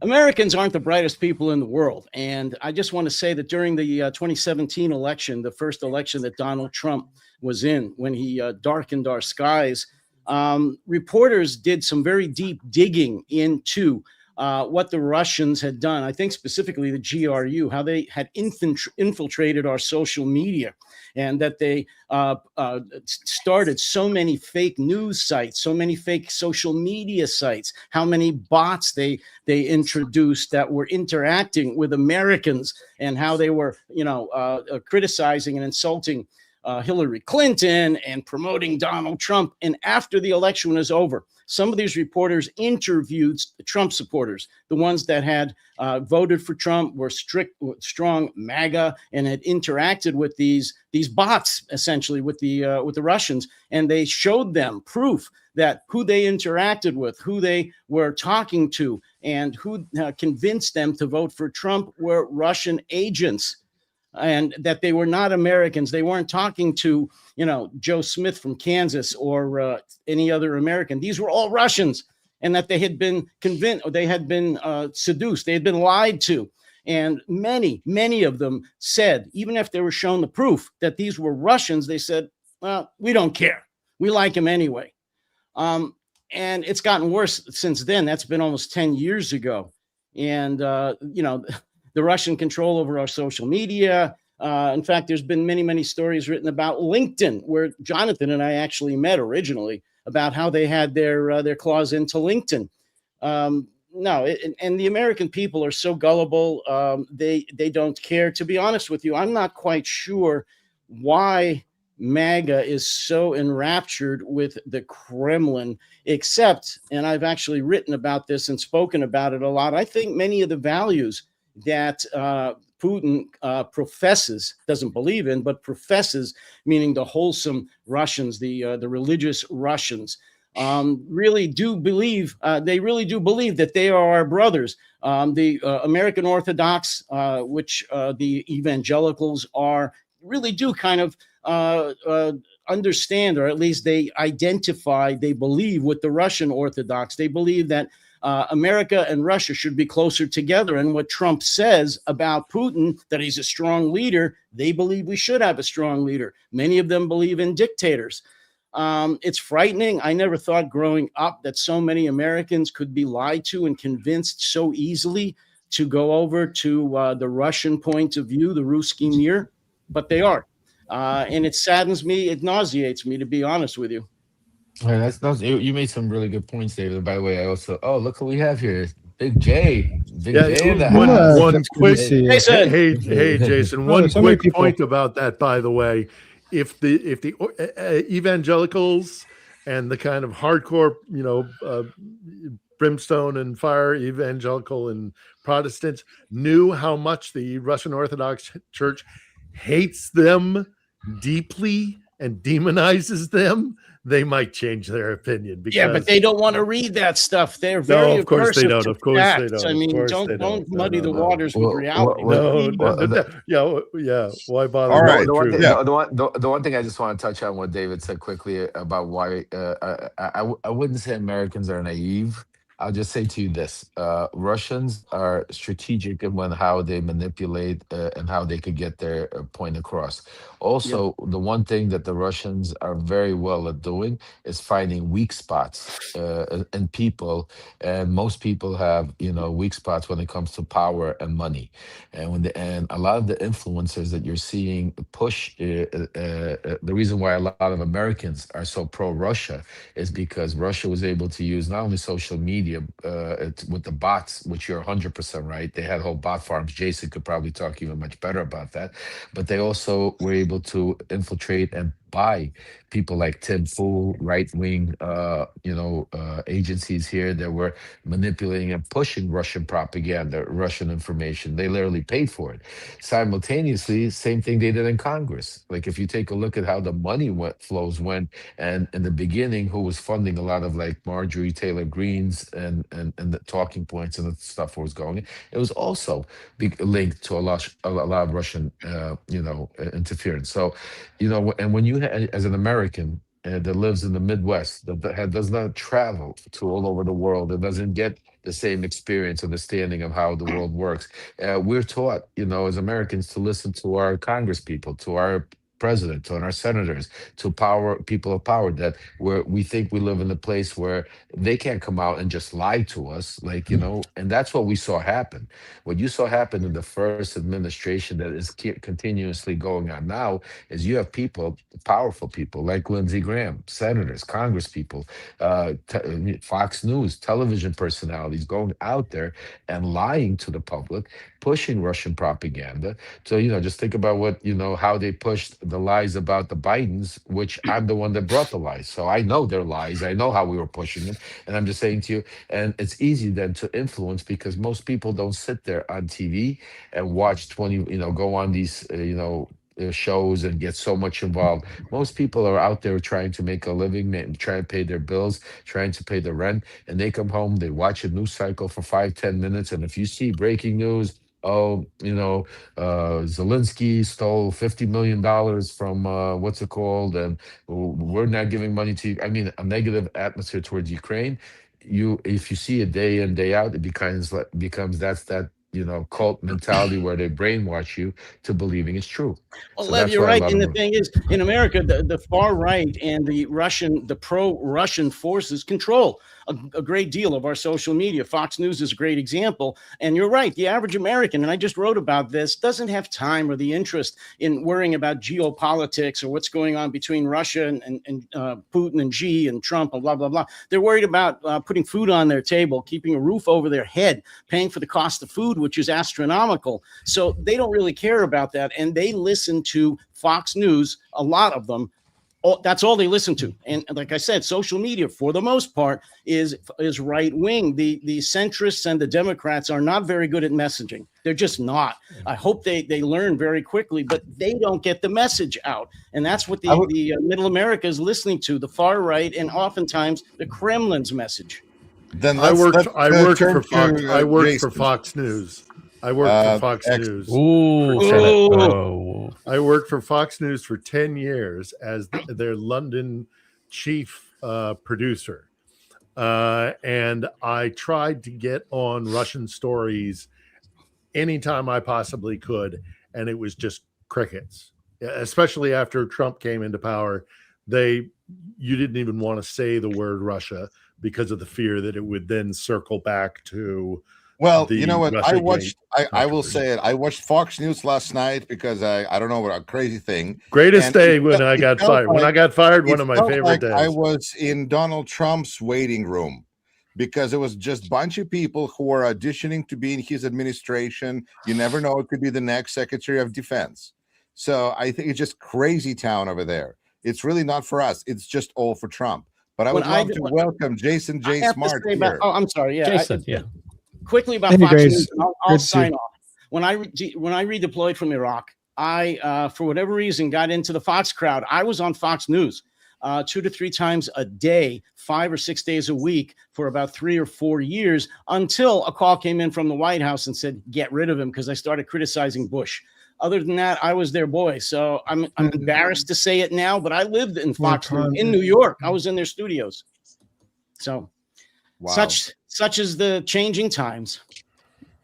So I want to reframe this as a question for Jason and Lev. And is one of the advantages that Russia has here is that many people, that includes many of the media, many of the public, which Lev was just talking about, and David as well, still live in a world of values, or like to think they live in a world of values where things are real. They refer to real policies. They refer to things that are actually shaped by a certain political morality and sometimes religious morality.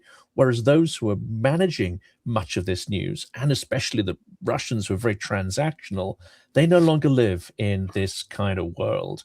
There is no connection to morality, limitations, or anything. It's just all manipulation, revenue streams, and pushing certain transactional interests. Let's get Lev first, and then Jason. I'm sorry, I you were breaking up a little bit here. My fault. So I didn't All right. hear the. I heard Then you maybe saying something. Jason could go first. Yeah, Jason, you go first, and then we'll repeat the question. I also missed what you apologize. said. Sorry. I don't know. Yeah, right. I apologize. Something. Oh, that's you were okay. talking, you just Something cut went off. We're just saying that one of the problems is many in the public and even the media still exist in a world of real values, whereas the actual media itself, or the manipulative media like Tenet, Russian transactionalism, they're already completely cut off from any value. They're just after a particular transactional outcome. You wanna go Yes. first, Chase? Yeah. Okay, go ahead. No, I mean, I would just say that I think that You inherently just said media yes. is transactional. No, it is. Well, I mean, ultimately, if you look at it, they have shareholders, generally speaking, to whom they have to respond. So you have to derive a profit of some sort. I remember talking to somebody for a major American newspaper, well known, not right leaning, by the way, who immediately before the election, I said, it doesn't look like many people are excited in Ukraine world about Trump about to win. And he said, I don't know. A lot of people here at the newspaper are happy. I said, really? Why so? And he said, it's always going to be news. We'll be selling a lot more copy than we used to. So, I mean, it depends. I think that there's a motive to amplify things that aren't necessarily real, to go track down things that are sort of missing the central point. And the reason is because it'll be a good story that gets lots of print. But I don't think that's just common, I think, to a lot of industries. Unfortunately, now that things have moved more to a social media, it's probably more so that way than even before. Probably much more so than it was before. But overall, it doesn't help to get to the essence of what's occurring. And I think actually what's missing in a lot of things, in the case of the Ukraine debate, is where we often see this, is they can pull out something that is perhaps true, but it misses the whole point, the larger picture of what is occurring. And I think when we talk about Russia, we see that quite a bit. As you guys were discussing, people have this, I think, very diluted view or incorrect view of what is occurring in Russia is somehow that it's promoting a certain type of conservatism. It's simply not the case. I mean, if you pull out a couple of specific cherry-picked examples, maybe you can come to that conclusion. But if you look on the whole and have an actual understanding of what is occurring there, it couldn't be further from the truth. I mean, I would agree with everything Jason said. It's definitely, especially when you come to media, and especially it's hard to say far right and left now, because it's all, what we're seeing, soon Ellison might be taking over CNN, so there's definitely a major media push right now. And like Jason said also, I mean, the media loves it because there's, one of the things you see with Donald Trump, and that's why all of these platforms like Substack and YouTube and all of them are growing, because you have all these independent journalists out there, because you have, the media cycle is just like, think about it. Today you wake up, all of a sudden, and within 5 minutes, the markets are down. They went up. People are losing billions of dollars. Stock manipulation happening. The Strait of Hormuz is open. The Strait of Hormuz is closed. Lebanon is ceasefire started. Lebanon saying it's not. I mean, it's just nonstop, and that's what Donald Trump does. That's part of what was our game plan going back to 2015, is to flood the media, to flood it to such a degree where people either get tired of listening to it and move on, B, are brainwashed. If I point to something that's white and I tell you for over a period of years it's black, eventually either you're just going to start agreeing with me or your brain is going to start thinking it, because it's just the way our brains are, to work. And I think over the years, we're seeing a major shift now happening where a lot of the media, doesn't really, I think it was always like that, but before at least we had certain news sources that really cared about news. Now, I think everybody's chasing that breaking news title to get clicks, to get people, that doesn't really talk about the real story. And that's why I think Trump and Brad Pascal and others in his orbit back even in 2015, 16 realized. And that's why Trump's a master of manipulating the media. And that's why one of the reasons why I talk to people, I'm here in Washington, D.C. right now. Later on today, I'm meeting with several Congress people. And I tell them all the time, I said, you guys have to stop being reactive. You have to be, attackive. Like, you can't wake up every morning and think about what did Donald Trump put out today, and everybody's running around trying to respond to the craziness he's doing. You got to come out there and say, how are you going to fix the problems? Do it. Let Donald Trump respond to your craziness and fix the world. So there's it's those type of even little things that, we need to start moving, because right now, Trump, and with the control, with his relationships with the Russians and what's going on with all, the hornet's nest he kicked over in the Middle East, it's just a nonstop of just, false information. I can tell you this for sure. When I used to work for CBS News, those of us who are out here actually gathering news took our jobs very seriously. And the vast majority of us saw it as a responsibility, and we took it, as a vocation that, we on the ground took very seriously. Our management was a problem because they had to answer to corporate interests.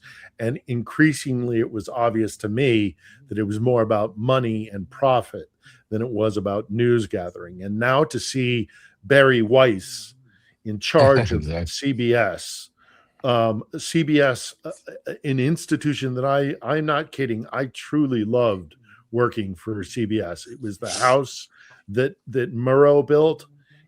And we took that seriously. We took the Tiffany network very seriously, and the reputation and the responsibility that we had. And it is diminished now to the point, and Fox was a huge part of it. And as I say, one of the best days of my life was when I got fired from Fox. It was a wonderful, wonderful event. I didn't realize it because I was afraid of losing a paycheck. But the next morning I woke up like a 10-ton weight had been lifted from my shoulders. It has increasingly become about profit, and Fox makes a lot of money. Now there's also political aspect. Individual integrity versus brand integrity. And unfortunately, there's less and less room. There's less and less room in the industry for those kind of people. And more, it's about circling the wagons and making sure that you get clicks and, that you get advertising space and things like that. Again, it's about profit, not about news. And that's when I kind of knew I was on the way out of the business. Hi, everybody. Shall I say something from Germany? I would love it. Chuck some questions in. Well, we've got Lev. Guten Tag. Let's try. I was just gonna say, because I have a 12 o'clock interview right now. I have to get ready for. So I have like maybe 2-3 minutes left. Fantastic. Let's get a question over to you while we've still got you here. Yeah, to Lev. Okay.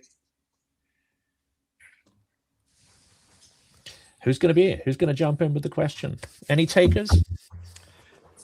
Yeah, just tell us, whatever you got to share with us. So we'll give you the last closing word. You got a political speech to practice. Go ahead. I have a question to Lev. Yes. Knowing somebody like Trump so well and being in America, and that's also for the rest of you. I ask myself this all the time. Has anybody heard of this term, gray rhinoceros, gray rhino? Something of you? Gray It's Rhino. No, gray I rhino. haven't. It's an image I heard recently for a horrible event which is coming, and everybody is seeing it, and nobody can do anything against it. And me as a German, I saw Trump is coming again. What's going on here? Let's stay away from that. And so what can we do about it? We as Germans or as Europeans, we just can try to get away and make our own stuff here. But how are you feeling in America, having a guy like Donald Trump there, making the greatest mess ever? Yeah. Well, What do you think about Europe? Yeah. I mean, that's a great question. That's one of the things we always speak. I mean, me and Jay spoke about on our show several times. Look, Trump has a, what's the right word? You know, he has a chip on the shoulder when it comes to Europe. You know, just like when it comes to Ukraine, others. Trump was never, like I said earlier, never looked up to as a world financial billionaire or whatever you want to call him. He was never invited to Davos. He was never part of the world clique of oligarchy. Donald Trump was a New York guy. That's where they knew him until he went on to The Apprentice, and then he became like a showman here. So when you talk about people and how they, what really, why they follow him, I think, is that the question? I just want to make sure I answer your question properly. You're saying, what do the Germans do or the Europeans? Well, What I was should they gonna do? tweet that question. Are we on our own? You know, I mean, Oh yeah, there's what you guys do, and You then would there's better what know. we have to do. Do we have to just assume we're on our own and get on with it? Well, it's a combination. Yeah, first of all, Trump has no idea of geopolitical. He's not a guy that knows anything about the international. Like I said, when we were first speaking in our first meeting, he didn't even know Ukrainians were separate from Russians and where Ukraine was and stuff like that. He doesn't listen to his actual military, which they've already purged, State Department and people inside. So he has a lot of yes men, and most of these yes men are also people that have their own interests involved, like the Witkoffs and the Kushners of the world. That, like I said, Kushner and his alliance to Bibi Netanyahu, Witkoff, has his own, personal involvement with Russian oligarchy, Russian criminal aspect, going back to the 90s, early 2000s.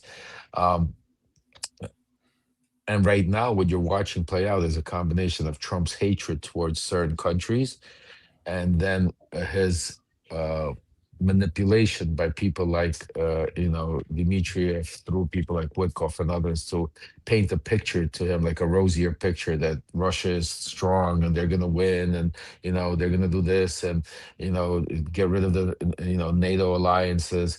Even the fact that with this war, what happened in Israel, some of the things that I've been hearing inside the inner circles of Trump is Trump couldn't even understand how NATO really works, and he thought, well, I'm going to go attack Iran, I'm just going to have NATO come in there, and he doesn't even know what Article 5 really means, that, it's not a choice of war, it's a choice where if you're being attacked. And the reason why he's being put in these positions, because the biggest, the person that really benefits from this more than anybody is Vladimir Putin. From the destruction of NATO, from the destruction to making sure all this Iran fight's going on, because right now, as I'm hearing, there's more conversation Does it about. mean that it's his plan, or is he just the beneficiary, or is it his plan? He's a beneficiary. The plan is always Putin. Putin's the mastermind behind this. He's the beneficiary because he's being given, these golden items, like, we'll give you this oil contract, or we'll partner up with this, because you have to understand, in broad daylight, once this all of a sudden, between Jared Kushner, Don Jr., Eric, Trump, and their little leader, Stephen Witkoff, who's, what's his name? Witkoff's son. is Zach Wickoff. I'm sorry, Steve Wickoff's son, Zach Wickoff. I mean, they are taking billions and billions and billions and billions of dollars in that, from oil deals to military deals. I mean, right now you got the Trump kids that are now building 10,000 drones a day. Does that look like that's a war that's about to end if the family's getting into? So there's a lot of things, and I know Jay could talk to a lot more of this stuff to you, because there's nobody that knows internally inside of Russia what's going on better than Jason Smart. So, I'll pass it off a little bit to him to follow up on that. Yeah, Good to see you, Lev. Good to see you, Lev. Always a pleasure. Nice to meet I'll you. say hi to Sasha for you. Thank you very much. Thank you guys for having me. And Jay, I'll give you a call actually later, because I see if you have time. Tuesday we have a big special with Ken Hardborough. Let's see want to see if you want to join. Ken, love to. Look forward to it, buddy. Yeah. Good to talk to you. I'll send you information. Guys, thank you for having me. Great to meet Everybody you, Lev. go, if you can, donate Yeah. to Ukraine, help out. Ukraine needs all the help we can need. So support. Thank you guys. Thank you. Well, fantastic. Yeah, Yuri, so, you can take you the hear me reins better for a now? bit and fire Or is some it- questions at Jason. I'm gonna Hello? take a few minutes out. you So hear me? I'll be back in a few minutes. Christoph, I just need you to turn up your microphone. So And nobody's reacting. The audio's not working here. Too bad. No, I think you need to work on the tech there, because we can't really hear you. What's going on here? Let's All get a right. question over to Jason while Christoph is trying to fix his setup. Jason, I would love to hear a little more expanded of your views on the media environment and on the media coverage, because it is a topic that really we don't talk about a lot because there's so much news to cover. But who covers the news but media? And you are interacting with it both as kind of an independent journalist and also interacting with different media organizations. What is your experience with that? Well, I think it would depend on the topic matter. But in general, I agree with what Philip said. Is I don't think it's the journalists that are generally the problem. It's the corporate interests that are associated with it. The fact is, at the end of the day, it's selling a product. And so there's an interest to make sure that you get out a product that will get as much attention as possible. There was a book that came out probably 20 years ago. God, more than that probably. And it was analyzing actually how the media had shifted the United States since the 1980s. And it was looking at the increase of rage being behind stories. Everything's outrageous. Everything's just atrocious. And it has to always have a sentiment to that. And it does actually correlate very well to how much media was then able to make profit from it. So if you don't have a story that has staying power, there's an emotional staying power to it, it's not going to be able to generate revenue as well for the channel in the long term.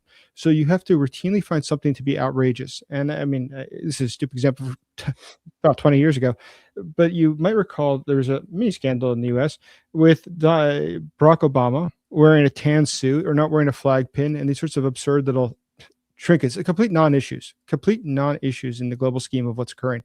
But why would that be a top news story? I mean, in what planet is that really of any value or significance? It's not, but you have to find something.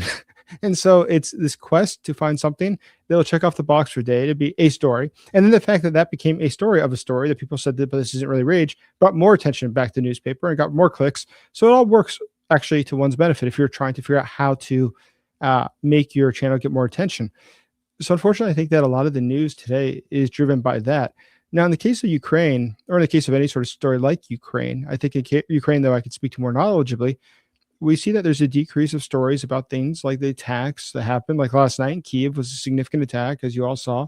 The city was covered in black smoke, and that was because of what was going on. Now, is there still an interest in that, though? Is there still high demand? Do people still click it, or has that already reached the point of critical mass where no longer are people shocked by it or offended by it? They just think that's what happens in Ukraine, and they don't really give more value to it. And so finding the unique angles is another aspect. But that goes back to journalism. But at the point of corporate side, I think the corporate side would say, well, it's just Ukraine's not an issue anymore. It's not a top issue anymore. It's not something that people care about anymore. It gets pushed to the side.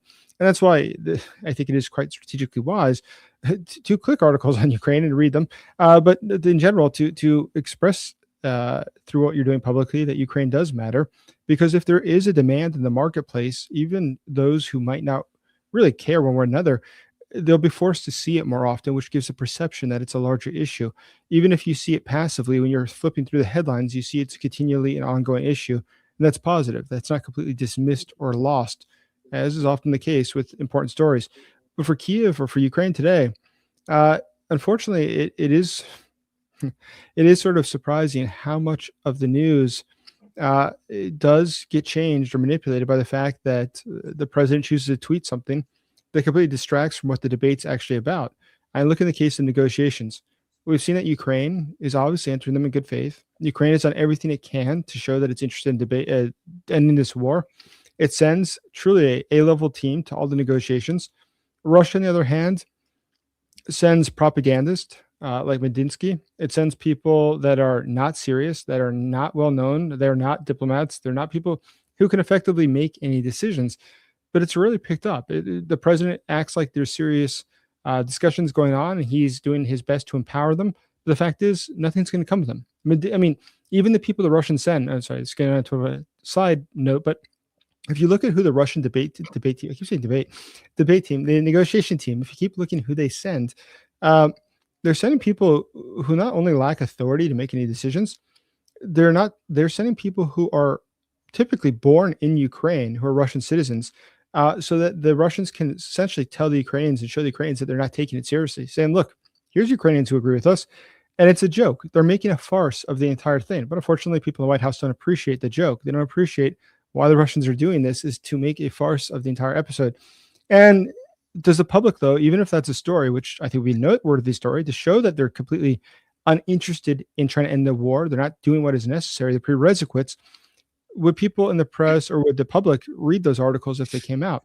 Would they have the comprehension necessary to understand why this is such an obvious sign from the Russians of total disrespect and disregard for the negotiation process? Probably not. But either way, we have to do what we can to continue expounding upon the point that Ukraine does matter from a multitude of different sides, and not just limited to, and I think this was probably truer towards the beginning of the war, where a lot of people are very focused on just why this is a tragedy for Ukraine, which I think misses, once again, the larger story. It is a tragedy for Ukraine, but it's something that will have significant effects for American citizens and Europeans and everybody else if this continues, and why it needs to be stopped, and why backing Ukraine is about so much more than just the one missile strike yesterday in Kiev or one of the other attacks. This is something much greater. This is something that has profound global effects, which we'll be feeling for generations into the future if Russia were to win. And the press corps is woefully underrepresented here. It is expensive to do foreign news coverage, especially if you're in television or another broadcast, so primarily television. But I mean, like CNN does not have a permanent presence here. None of the big American networks have a permanent presence here. They will, occasionally they will fly in a team for 10 days, 2 weeks, 3 weeks, whatever. Then they get back on their plane and they fly back to London or New York or whatever, wherever. I'm speaking mainly about the English language press corps. Very few people have a permanent presence here. And there's so many problems with that, aside from the fact that you're not hearing from people on the ground here, but those journalists are not getting the depth of what is happening here, because you can't just fly in for a few weeks and fly out. Whereas there are legacy offices, say in Moscow, so you will hear Russian war stories, but from that side of the equation. So one of the things that's been most disturbing for me as a former professional, whatever you want to call it, mainstream media television guy, is the fact that they're not here. They're just simply not here. It falls to podcasters, and print can be done on a relatively cheap budget, so there are print guys here. But our press corps has done in my professional opinion, a really poor job of covering this story. Well, Philip, let me just follow up on that if I can.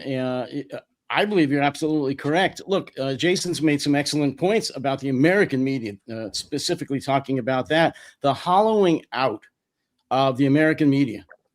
mainstream media, by the corporate heads that own the media, it's been devastating. Just what you're talking about, the fact that they don't have people in foreign nations and foreign capitals anymore, nowhere near what they used to. Investigative reporting in America is almost like ancient history. I can say this for a fact. I've been trying to get some stories looked into, investigated, some serious national security issues, and they just don't have the people. It's not that they don't have the interest, although many of them don't. They just don't have the people. And with social media, with what Jason was saying, that corporate media just wants clicks, which is just, I'm sorry, that's what it's become. They decided, well, we just want to enrage people, if we just want to get people upset, which is what's bringing in our audience, then what do we need foreign offices for, or foreign correspondents? What do we need investigative reporters for? Why do we need a lot of journalists anyway? Let's have bots do this. Let's have AI do this.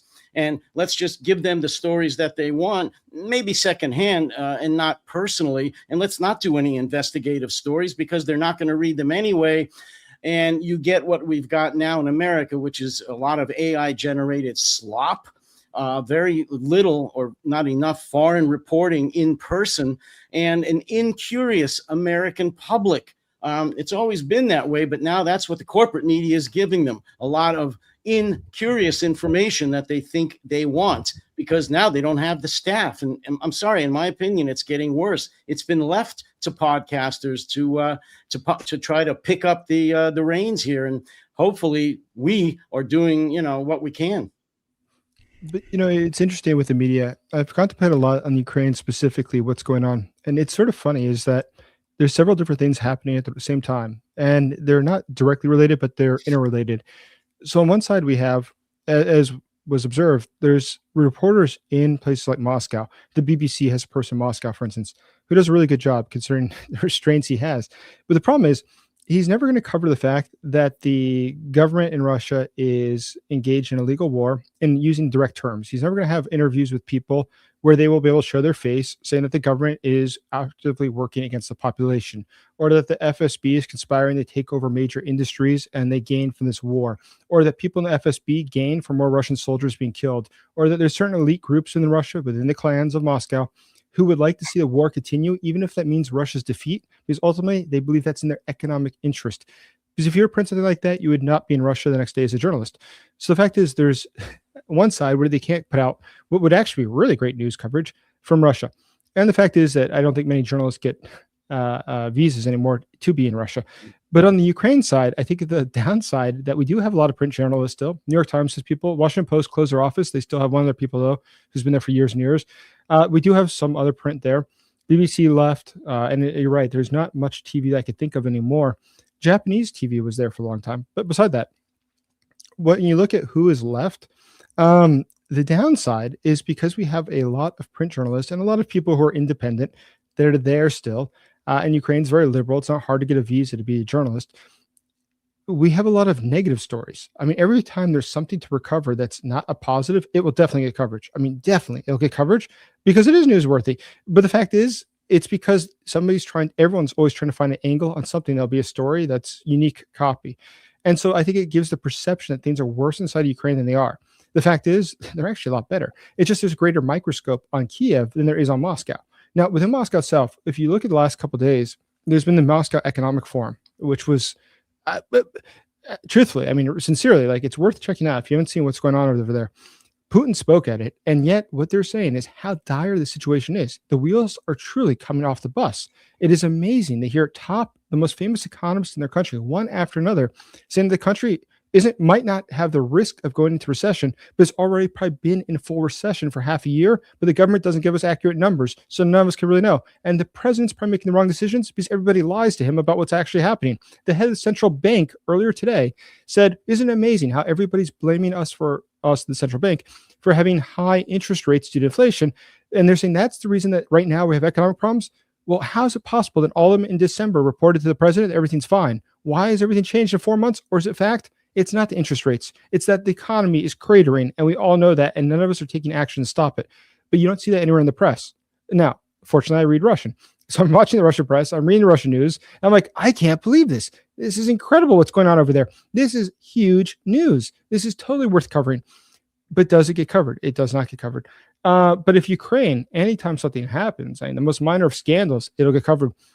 And I get it. And I'm not against transparency. I'm totally fine with that being covered. But I think that it puts too much of an accent on what being a non-issue versus what is something that actually could cause the collapse of the Russian government.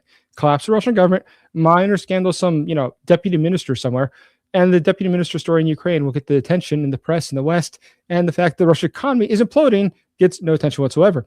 So it's not necessarily a conspiracy by corporate elites. Now the corporate elites at the end, they're also in a difficult situation. Newspapers in America are going extinct.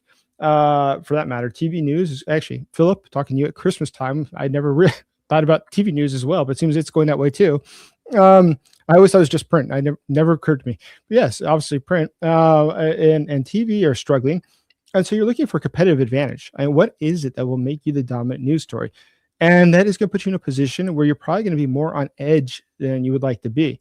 You're probably going to be forced to take more stories that are B-rate, but still it's a story, because in the end it is something that's going to generate a lot of discussion or attention. And that's what the corporate executives are looking for. And again, I don't say that's a journalist's fault. At the end, they have to do what their bosses want them to do. But at the end of the day, it is something that is changing the dynamic of how news works. And that is something that we have to take into account when we're trying to think of what's next or what we're doing strategically. It does surprise me how often, frankly, that doesn't shock me, but does surprise me, is how often I will read newspaper articles that are quoting Twitter, which is such cheap journalism I don't have words for it. But either way, when you look at that, it does also show us something else. It gives us a huge advantage because, and I get quoted, my Twitter gets quoted a lot. And that's why I can say I'm surprised that qualifies to be a quote. But when you think about it, if that's true, then we have the ability to get out things that would not necessarily get other widespread attention otherwise. We could take advantage of the fact that by putting out things that are unique, sides of the story that are not getting attention, we could perhaps hope to get Ukraine into the large-scale news or the wider news world by putting out stuff that is not otherwise covered. So, Jason, you have been talking of American newspapers now, or of what? What kind of newspaper? I was talking about American news is the one I know best, but yeah. Because I think the same way here from Germany, and I also would like to ask Jonathan, as an Englishman, how is the coverage of the situation in England? And me as a German, I can just say totally agree to what Jason said. The strategic covering is zero something. They when we listen to the outcome of Ukrainian successes and how they beat the Russian army all the time and how they become more and more successful, I miss this here in Germany. This is not really covered. The Germans are known for being very careful. Kaufmännische. They are prudent. They try to always see the pessimistic side. And I think this is really bad because we have to make a strategic decision in our journalism and talk more about the Ukrainian successes, talk only about the Ukrainian successes, and tell that the Russian Empire is really but it's to be beaten. We have here still this narrative. They cannot be beaten. They are so big. So much Russian narrative in our discussion here. I really hate this, and that's why we are all talking here on the channel. And I'm very happy that me as a German I can also participate here. Thank you very much. Yeah, I think one of the most, at least in my eyes, and this is just my own very subjective view, but I think one of the most powerful things, and I try it on my YouTube, I do this more. In my written articles, I do this a lot more, is if you look at the data is pretty clear what's going on. And so it's not something subjective. It's not because I want Ukraine to win. Look at the data points. Since January, Russia, month after month, is taking about half the amount of territory that it was before. At this point, it's going to take, this month, it's going to be less than 50 square kilometers. It's a very small territory. The cost of how much lives that cost for the Russians is Sorry, 556% increase since January per square kilometer. 556%. The amount of equipment it takes is 7.1 to 9.1 times more than what it was just 2 months ago, 2.5 months ago. So when you look at it, you say, that's a huge increase. How does the government deal with that? Well, they can't. Because if you look at the data of what they're able to produce, they're not able to produce enough. And if you look at the economic data, this is going to get very complicated fast. The fascinating part is for Russia to continue financing this war, they're taking out huge loans. They have a budget deficit already. Their total annual deficit, they blew through it in the course of the first 3 months of the year. At this point, they're 11% above that, 11.3% above that, as I recall. What's incredible? They're taking loans from the major banks in Russia to pay for the war. The problem with that is if you take out, let's say, $1 billion from a bank, I'm just making a number, and you go out and buy tanks with that. That works because the bank says, well, you'll pay us back with interest and we'll make a ton of money on this. The problem is they have no ability to pay back the banks. Already, the banks have a lack of liquidity. This is leading to something that could become the cascading collapse of banks within Russia. Because think about it. If you make a tank and you send it off to war in Ukraine and it gets destroyed, that's not like you bought a car to go, for work purposes. When you finish using it, you sell it to somebody else and make cash back, and then he delivers pizza with the car, and then that contributes to the economy. No, a tank goes to Ukraine, it gets destroyed. That means all that money, the millions of dollars, just went up in smoke and it's gone forever. Russia will not be able to pay back. And when the banks start collapsing, then you'll start to see regime change. The situation in Russia is incredibly complex. It's getting worse by the day. And if people just understood the numbers, they'd see why Ukraine is not the question if it can win. It will win. We just have to increase the pressure at this point on Russia. I have to.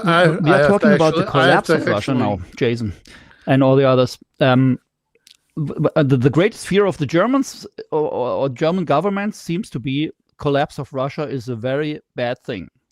With Vladimir Putin, we know what we have. It's bad, but we know what it have. After Putin, it can become worse, and the collapse of Russia would be the worst thing of all.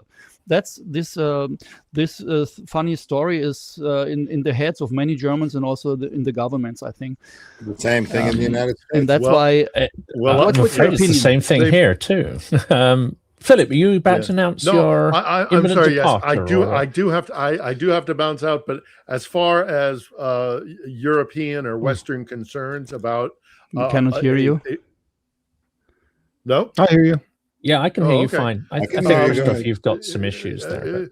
I think the West is going to have to realize that a post-Ukraine war, Russia will be different no matter what, as will Ukraine, and most likely, more likely than not, a post-Ukraine war will not include Putin. That is debatable, but that's my personal opinion. But Jason, I want to point to something that you had said earlier, in that the cost is unsustainable for Russia. Because I have been out to the east, and I suspect so have you. They haven't even gotten to the hard part yet. That they fight for months over little towns like Chasiv Yar and Pokrovsk, and they lose tens of thousands of men and billions of dollars of infrastructure, and they haven't even gotten to the fortress cities yet. And let's say in a worst case scenario, they are successful in punching through those fortress cities, which are these industrialized cities in the east of the country. For those who don't know, even if they were able to, at great expenditure, break through and open up into some of the more defenses that lie now and are being built all the time by Ukraine, leading up into even larger cities, that's an even larger loss that they're going to take. They do not have it within their means to take the strategic objectives that they need to take. Aside from the other reasons they started this war, they must change the government in Kiev to one that is more friendly to Moscow, and they must take Odessa so that they can regain control of the western bank of the Black Sea, because that's their ability to exert naval power. And so much of this has been about that, and they just can't do it. I have seen the defenses. I have covered over a dozen wars and conflicts. Unless they have some ace up their sleeve or some massive influx of money, which the lifting of sanctions as it is now because of the crisis in the Gulf is not going to do, and it's also not going to come online in time. The Russians are going to lose this war. I am very, very, loss is a difficult term to define perhaps, but they will not be successful in getting the strategic aims that they started this war with. And ergo, I think the world should prepare for a post-Putin Russia. I think the world should start preparing for a Russia that has lost its identity as empire and will have to finally look in the mirror and decide what it is if it isn't an empire. So Jason is absolutely right. This is a hugely strategically important war. I wish there were more coverage of it that was done with, proper intent so that we can inform our populace and let them actually know what's going on here. And the last thing I'll say before I leave is, Jason, we still need to get you in the studio sometime. And Sounds Jonathan, good. Both Jonathan and Yuri, thank you so much for co-hosting this. Jonathan, thank you for setting it up. It's always a pleasure. I will always be at your disposal should you need me. And please, please, please do donate to Ukraine through the links that have been provided throughout. It is important for all the reasons that I just outlined, and it's just the right thing to do. So thank you all for letting me run on at the mouth at times, but I do appreciate your thoughts and being able and having the privilege to contribute to this conversation. So thank you once again to everybody. Great to see you, Philip. Massive pleasure. Great to see you. Nice to meet you, Philip. It's great. One of the things, if you're dealing with YouTubers, you're going to have people who know how to talk for a while.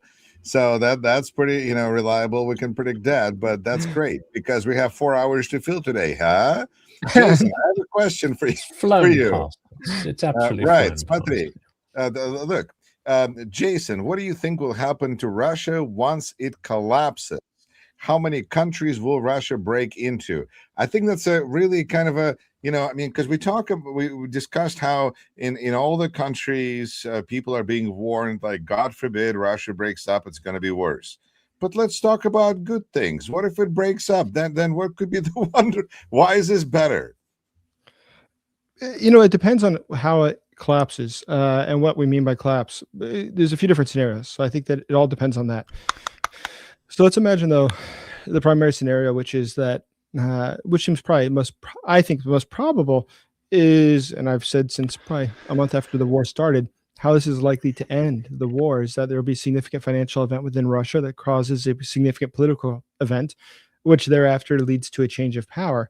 So if that were to happen, historically, the most dangerous period of time after you take power, you usurp power or seize power, is the period immediately thereafter. It's called the post-revolutionary phase, because it's during that period that other people say, but who died and made you the king?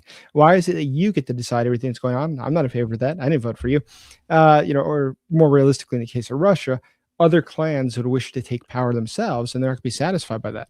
So, which is a good thing for Ukraine, because that means that something like a war in Ukraine that's far away is not going to be your priority. Your priority is going to be putting your resources into preserving your power. The means by which you preserve your power is by having troops in Moscow, not having troops in Ukraine. No matter what, Ukraine ultimately becomes a very tertiary issue, is your first and foremost priority has to be protecting yourself. Now, undoubtedly, whoever takes power is going to have to liquidate some of the other clans to prevent having future run-ins, future challenges for their power. And that's when things get really interesting. But either way, what's a very important fact to note is that, look at Siberia as an example. I just saw the comment. Siberia is an interesting question. Siberia, we have to understand a few different things.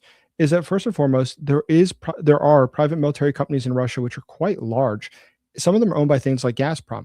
Those private military companies are there for only one reason, which is to protect oligarchical interest and the assets that they have should anybody try to seize those assets. So that's really important. But the other thing that's really important to notice is areas that would be most ripe for succession movements, such as Chechnya. Chechnya has got a different sort of situation, though. Kadyrov, the amount of troops he's built up over the past 2 years is pretty incredible. I would say the number of Chechen troops has doubled. But more incredible than that, look at the mortality rate or the fatality rate for the Chechen troops versus others. It's the lowest in the country next to Moscow during the course of war in Ukraine. Now, why is that? It's because they're choosing to keep them alive, to not send them to war. We call them TikTok soldiers, but the reason for that is not that they don't want to die in the war, but also because Kadyrov understands that he must preserve the forces he has to make sure that he can preserve his own power, no matter what happens in Chechnya, but also so they have people there for any sort of unrest that builds up in the Caucasus. So what does that mean in the long term? Who breaks away and what happens? I think that the future of Siberia is going to be heavily dependent on what happens, who takes power, and what that does to oil and gas that are there. I mean, obviously, if Siberia was its own country with the amount of oil and gas that it has, yes, it'd be as rich as Dubai. But the fact is that the money is all taken to Moscow. But do the people there have actual agency to decide that? Could they actually break away? Or is the size of the military that is there, Russian military as well as the private military companies, such that would prevent that from happening? At the same time, I think that when we look at the other regions of Russia, I know that there's some who talk a lot about breaking down to 11 different countries and things, which, by the way, the Soviets, since the 1980s, 70s, 80s, I want to say, they published a lot about the United States breaking down eventually to 4 to 6 countries, depending on who it was. And that still hasn't come to fruition. But at the end, what is likely to happen in the case of Russia and how it breaks down to multiple countries? I think the most probable outcome would be that it could definitely go the direction of fiefdomism, where essentially you have somebody who sees a control. They have enough of the military or sizable enough that they can try to keep away the other part of the country and to keep those assets. But realistically, it'll be very challenging for them to do. I think most likely it would be a scenario that if you were to seize Moscow tomorrow, let's imagine Prigozhin had been successful. He was able to take part of the nuclear supply down in Rostov. Then he moved to Moscow and was able to seize power. If you had a split within Russia, I can't imagine somebody saying you can keep the oil and gas. That's okay. I'm pretty sure they tried to turn that into what they did to Chechnya during the first Chechen wars in the 1990s. I'm pretty sure they would just bomb those people and the people living in Siberia into oblivion so they can make sure that they could take the rest of the assets. Because ultimately, without oil and gas, Moscow doesn't function. I mean, there's really no Russia. So without that, there would be significant problems. In all cases, I think that Russia internally is already in a position that from all data that comes out of Russia would indicate that the central part of the country is dying. Look at the death of villages in Russia. Actually, it's fascinating. And by the way, I found out quite literally yesterday, there's entire YouTube channels that just cover central Russia and it dying out. It's a ghost town. It's amazing to see how much the population has dropped off there, economically, how far declined it's become, and how quickly it's worsening there. But as it does so and starts to thin out the population, you should ask, are the people there interested in some sort of autonomous movement?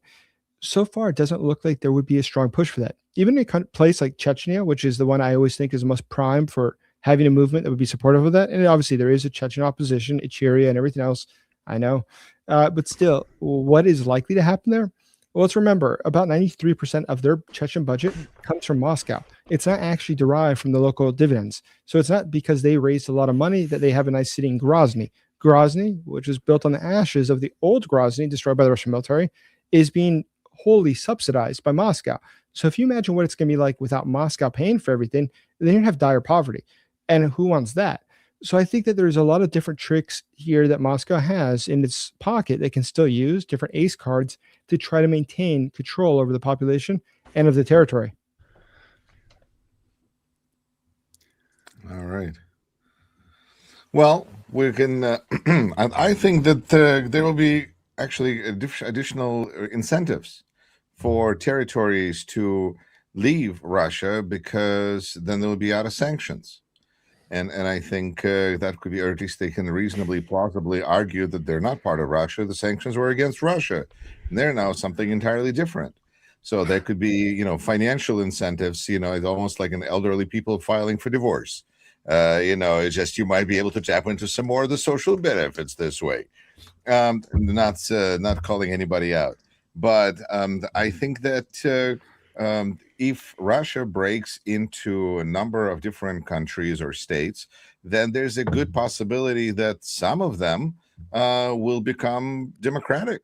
Some of them could go, and some of them will be more clan-like, and I have no idea how Chechnya is going to go, but I think that the more countries there are, the more there's at least theoretically possibilities of some of them choosing to go route off the West.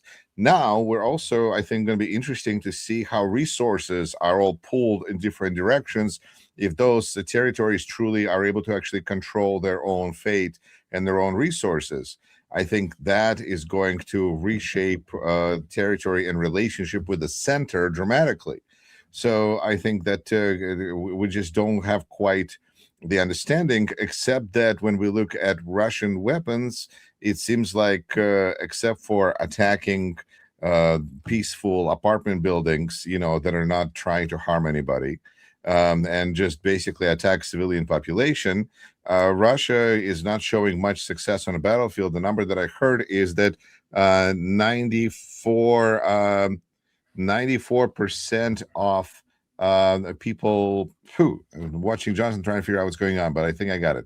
But statistic that I heard, Jason, tell me if you heard something otherwise, is that at this point 94% of Russians killed on the battlefield are killed by Ukrainian drones. So it's big, and so the meat grinder is becoming more automated, and I think that shows that there are ways of dealing with Russia. And when Russia, in its incessant threats of nuclear war, I think they would, I think they over time they should warrant less and less respect. Well, the fact is that it's true. Yes, I don't know the exact percentage now. I thought it was in the 80s, but it could be 94%. It changes month over month. Obviously, the number that died due to drones. It's actually sort of amazing when you look at the Russian military bloggers. Just today, I was reading about some of them who were talking about that. They're sort of shocked. They said, we bring in a truck full of troops, and the Ukrainians bring in a truck full of drones, and next thing you know, we don't have any more troops. And that's pretty much the way it works. Russia historically has been able to win in war because it's massive size. I mean, obviously, it's got 140 million people. Compared to its neighbors, Ukraine pre-war, pre-2015, had only about 39 million people in the country. So it was a much larger size. So historically, if there's a war of attrition, that's something that they think would vote in their favor. The key here, and that's what Ukraine is obviously doing today, is to make this not a war of attrition. You need a paradigm shift. The paradigm shift that Ukraine has selected is to make it impossible for Russia to continue waging war in that fashion. In the case of drone warfare, by eliminating their ability to enter into direct combat with the Ukrainian side, hence preserving the Ukrainian troops while destroying the Russian ones and destroying Russian technology, its military equipment. That's something that's quite amazing how Ukraine's done it so efficiently, actually. And it's something that's changing the historic paradigm on which Russia has operated for so long. But Ukraine today is taking it to another level by these attacks in places like Tuapse. We saw just last night. We saw the attacks also in Novorossiysk, in Ufa, and, go through the list. Tons of these different attacks. The St. Petersburg region, Leningrad region, has the oblast around St. Petersburg's called Leningrad region. It has had a drone attack once every 9 hours. A drone, at least, has hit it once every 9 hours on average in the course of the past 3 months. That's amazing. St. Petersburg's 2,000 kilometers. It's like 1,200 miles away. And Ukraine is regularly doing this. Now, why that's so important is that it changes the nature of the war. Russia doesn't have the capacity, given its massive size, 11 time zones, to protect all of that with air defense. It doesn't have the capacity, given its massive size, to be able to secure all of its weak points. Consider the fuel lines. We see those fuel lines that go from Siberia to places like Novorossiysk. They go up to the north in Ust-Uga, Primorsk, and there it's where they put it onto the ships for export. That's 40% of the Russian national budget. Now, if Ukraine can attack their capacity to do that, it means you take away Russia's ability to get cash. Without cash, you can't fight a war.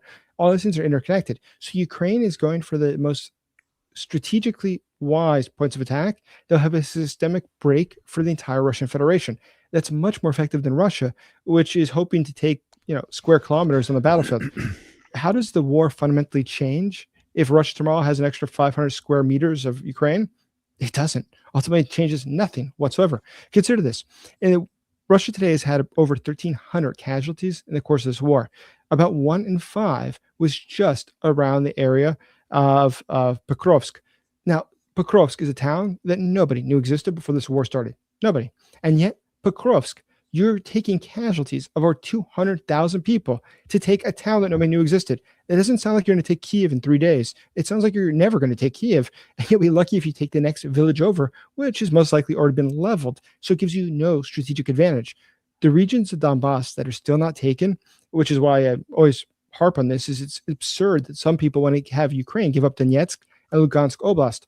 The fact is, the part of Donetsk that is not currently under occupation is extremely strong. Ukraine has not only a foothold there, but the ability to maintain its dominance there for years into the future. According to British intelligence, to take the rest of the oblast would be another 1 million Russian casualties at least. And if that's the case, it becomes a twofold question. Why would they possibly get that many soldiers? They already have a deficit. As of last month, it was 9,000 soldiers per month, the number killed versus the number of new ones they need. But the deficit gets worse as of recent times. As I said, the casualties have increased dramatically.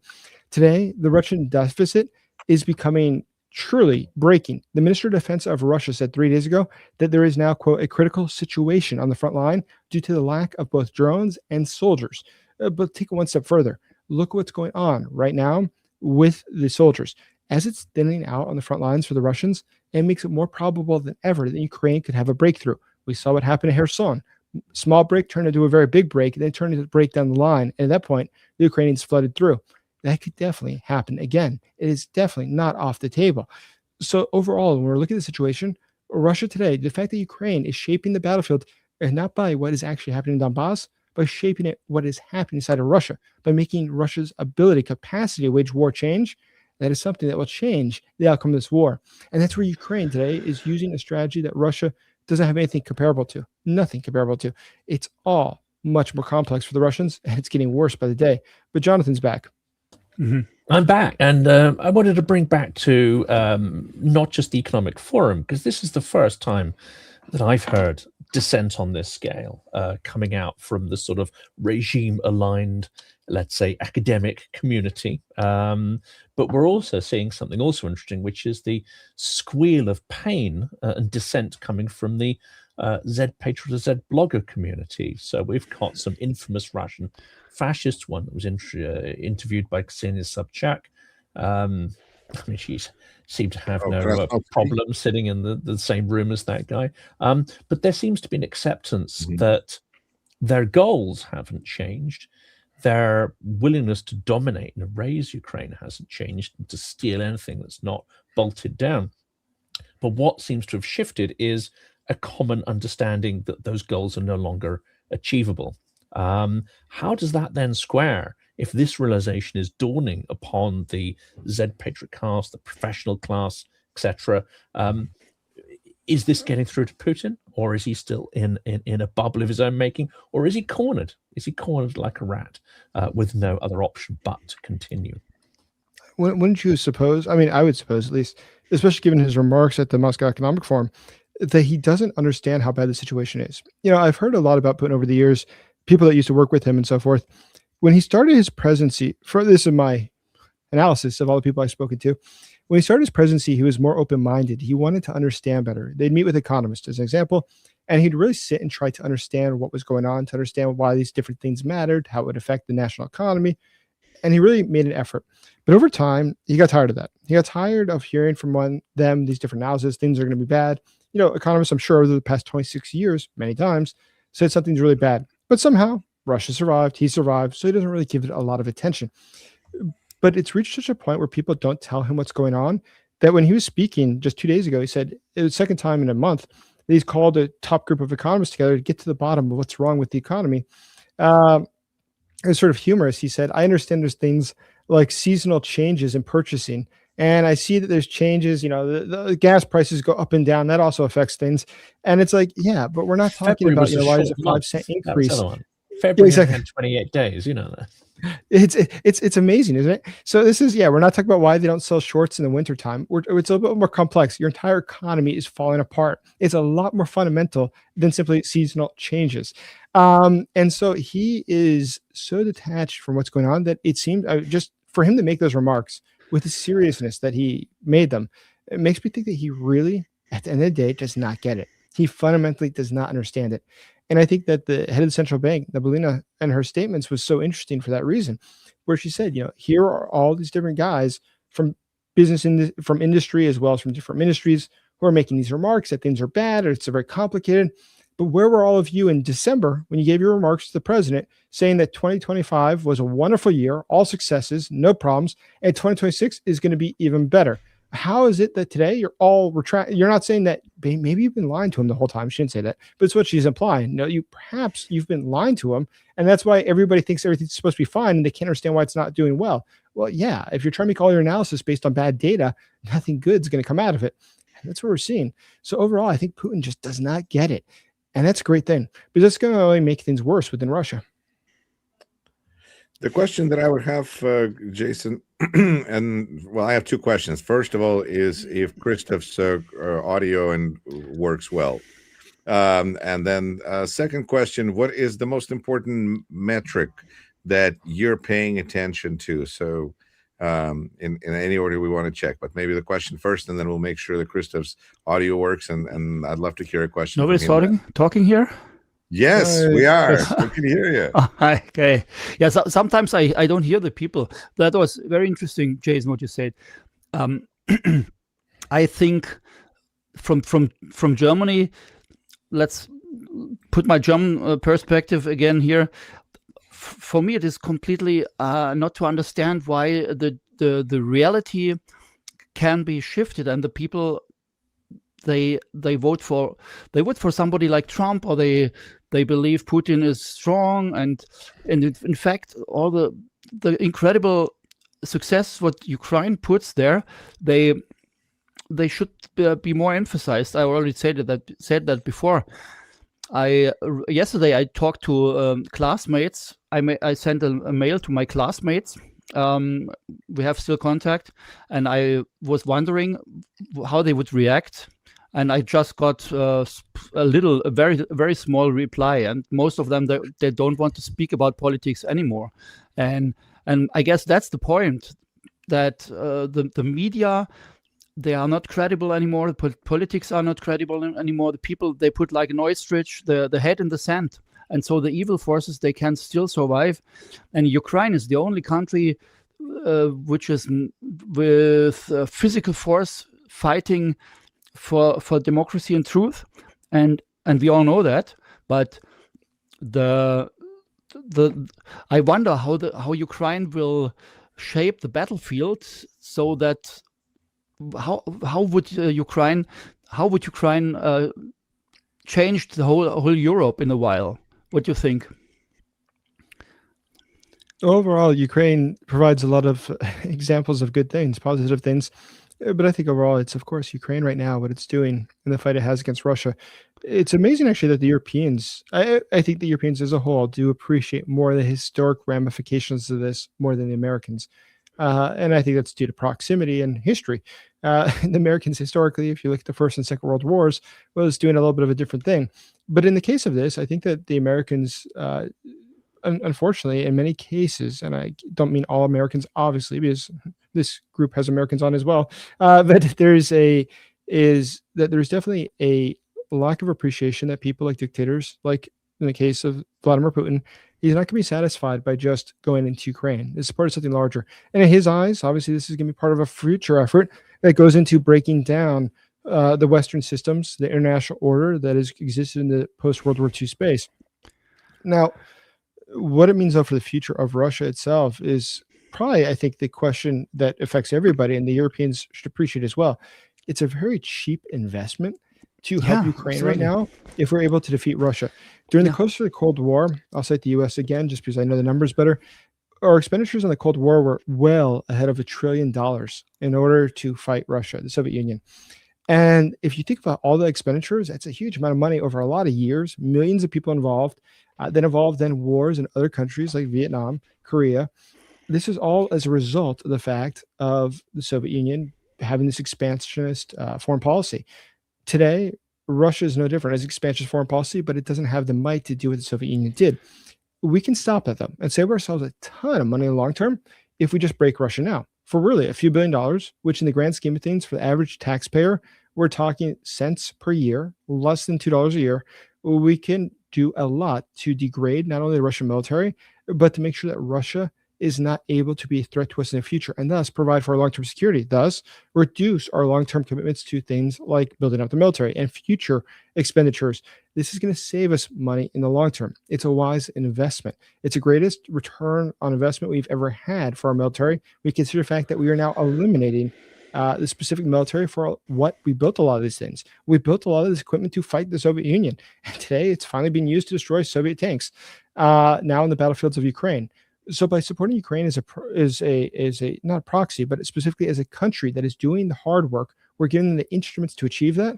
Obviously, it's something that we should be doing, but unfortunately, it seems that a lot of people just don't get that. And Yuri, you said something, and I apologize, I forgot what Yuri said. My question was Yuri? this. Yes. Now that we determined that Christoph's audio works partially very well, the question is, what is the most important metric for you, Jason? Because you're such a numbers guy. Exactly. So I was wondering, yes, what is the most important number, metric, piece of data that you feel you're judging the situation by, or you're looking to see? Is there a number? I think the only thing that, I mean, within Russia, the number that I think is the most interesting and what I've been sort of focused on is specifically the economic data. So we can look at, listen, Russia lies about a lot of numbers. So we don't know how a lot of things are doing. That being said, we can look at a lot of secondary data and see how it's doing. For instance, we can look at construction data. We see construction is way down in Russia. We can see that the number of people, new homes being built in Moscow is down 34% just in the course of a month. We can look at the number of people that are not paying back their loans to private banks. In fact, it's about 27% of bad loans now at one of the major credit banks in Russia. A massive bank, by the way. It's in the top 5. So if you look at that and you say, that's a lot of toxic loans. How bad is that? Well, when the U.S. had its 2008 financial crisis, which was significant, we only had 5, 6, 7% toxic loans. Russia's 27%. So when that bank is finally no longer able to pay back, when it's no longer has liquidity, then you see big problems. Look at the fact that today Russia is limiting the amount of cash you can take out. When you go to an ATM, you can't just take out however much you want. Or even when you go to the bank, the teller can decline to give you your money. Now, they use the guise of doing this to protect people from fraud. So you're not under duress taking out money. But the truth is, they're just trying to protect liquidity. Hence why you see, if you read Russian news, every day there's new fines that they're pumping out, a fine for this, a fine for that. Why are all these fines? Why is the parliament obsessed with such a nanny state where they're putting out fines for everything? It's because they're desperate for liquidity. They're going anywhere they can, they get it. But month after month, the amount of money that people are taking out of the banks is increasing. And about 74% of that money never returns to the banks. Why is that? Well, people don't trust the banking system. Given the fact that in November of 2025, a major think tank in Russia, which is financed by the Kremlin, said that there is a high risk of having cascading defaults in the Russian banking sector in 2026. I think that was November. Where are we now? There's a lot of reasons to be concerned for the Russian economy. And incredibly enough, as Jonathan just highlighted, Vladimir Putin himself does not appear to be tuned into that. He seems to be in a complete different world that's detached from the reality of how bad the situation is. What's funny about Putin, though, is that over time, I think it's his own arrogance, his own hubris, that he seems to believe that he can just order things. You know, he's ordered people to make more investments into the economy. But who wants to possibly invest money when you see that the ship is sinking? Nobody's going to put their money into that. Moreover, they want to have the ability to directly control the money they put into it, not to just blindly give it to the Russian government to invest for them. That doesn't sound very good. But look one step further, and where I think you see a really interesting detail that's come up recently. So Vladimir Putin met last week or the week before with some of the top oligarchs in the country. Combined, they have a net wealth of, I want to say, it was $336 billion. So estimated, $336 billion. So Putin came to them. He said, listen, the country right now needs you. Now, all these people, it's important as a side note for those who don't understand, anyone who became an oligarch became an oligarch by taking over privatized state assets at the end of the Soviet Union, throughout the 1990s, and by taking them over, quite often under very dubious, questionable means, they then rose to become these ultra wealthy people. Putin allowed them to stay in power, and they've all made deals with the Kremlin. They're all on the same team. So what's interesting, he meets with them. They all understand that this is their godfather, the one who allows them to keep their assets. And he said, listen, we need money to keep going. The Russian state needs it. They came together and pledged about $1.3 billion. $1.3 billion pledged, not even given over, pledged. That's nothing. That's what, 0.36%. That's nothing. That's not going to be something that's able to keep the state running. But go one step further than that.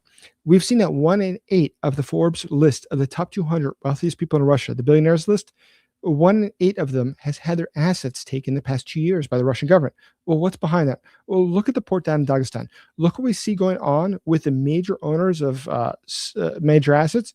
Frequently, they're arrested, taken in, or their assets are frozen, and they're told, listen, you're going to be charged with all these different crimes. You're going to get 25 years in prison, hard, work in Siberian work camp, or you can acknowledge that you should not have taken that asset. That port should not be your port, and you'll give it to the state.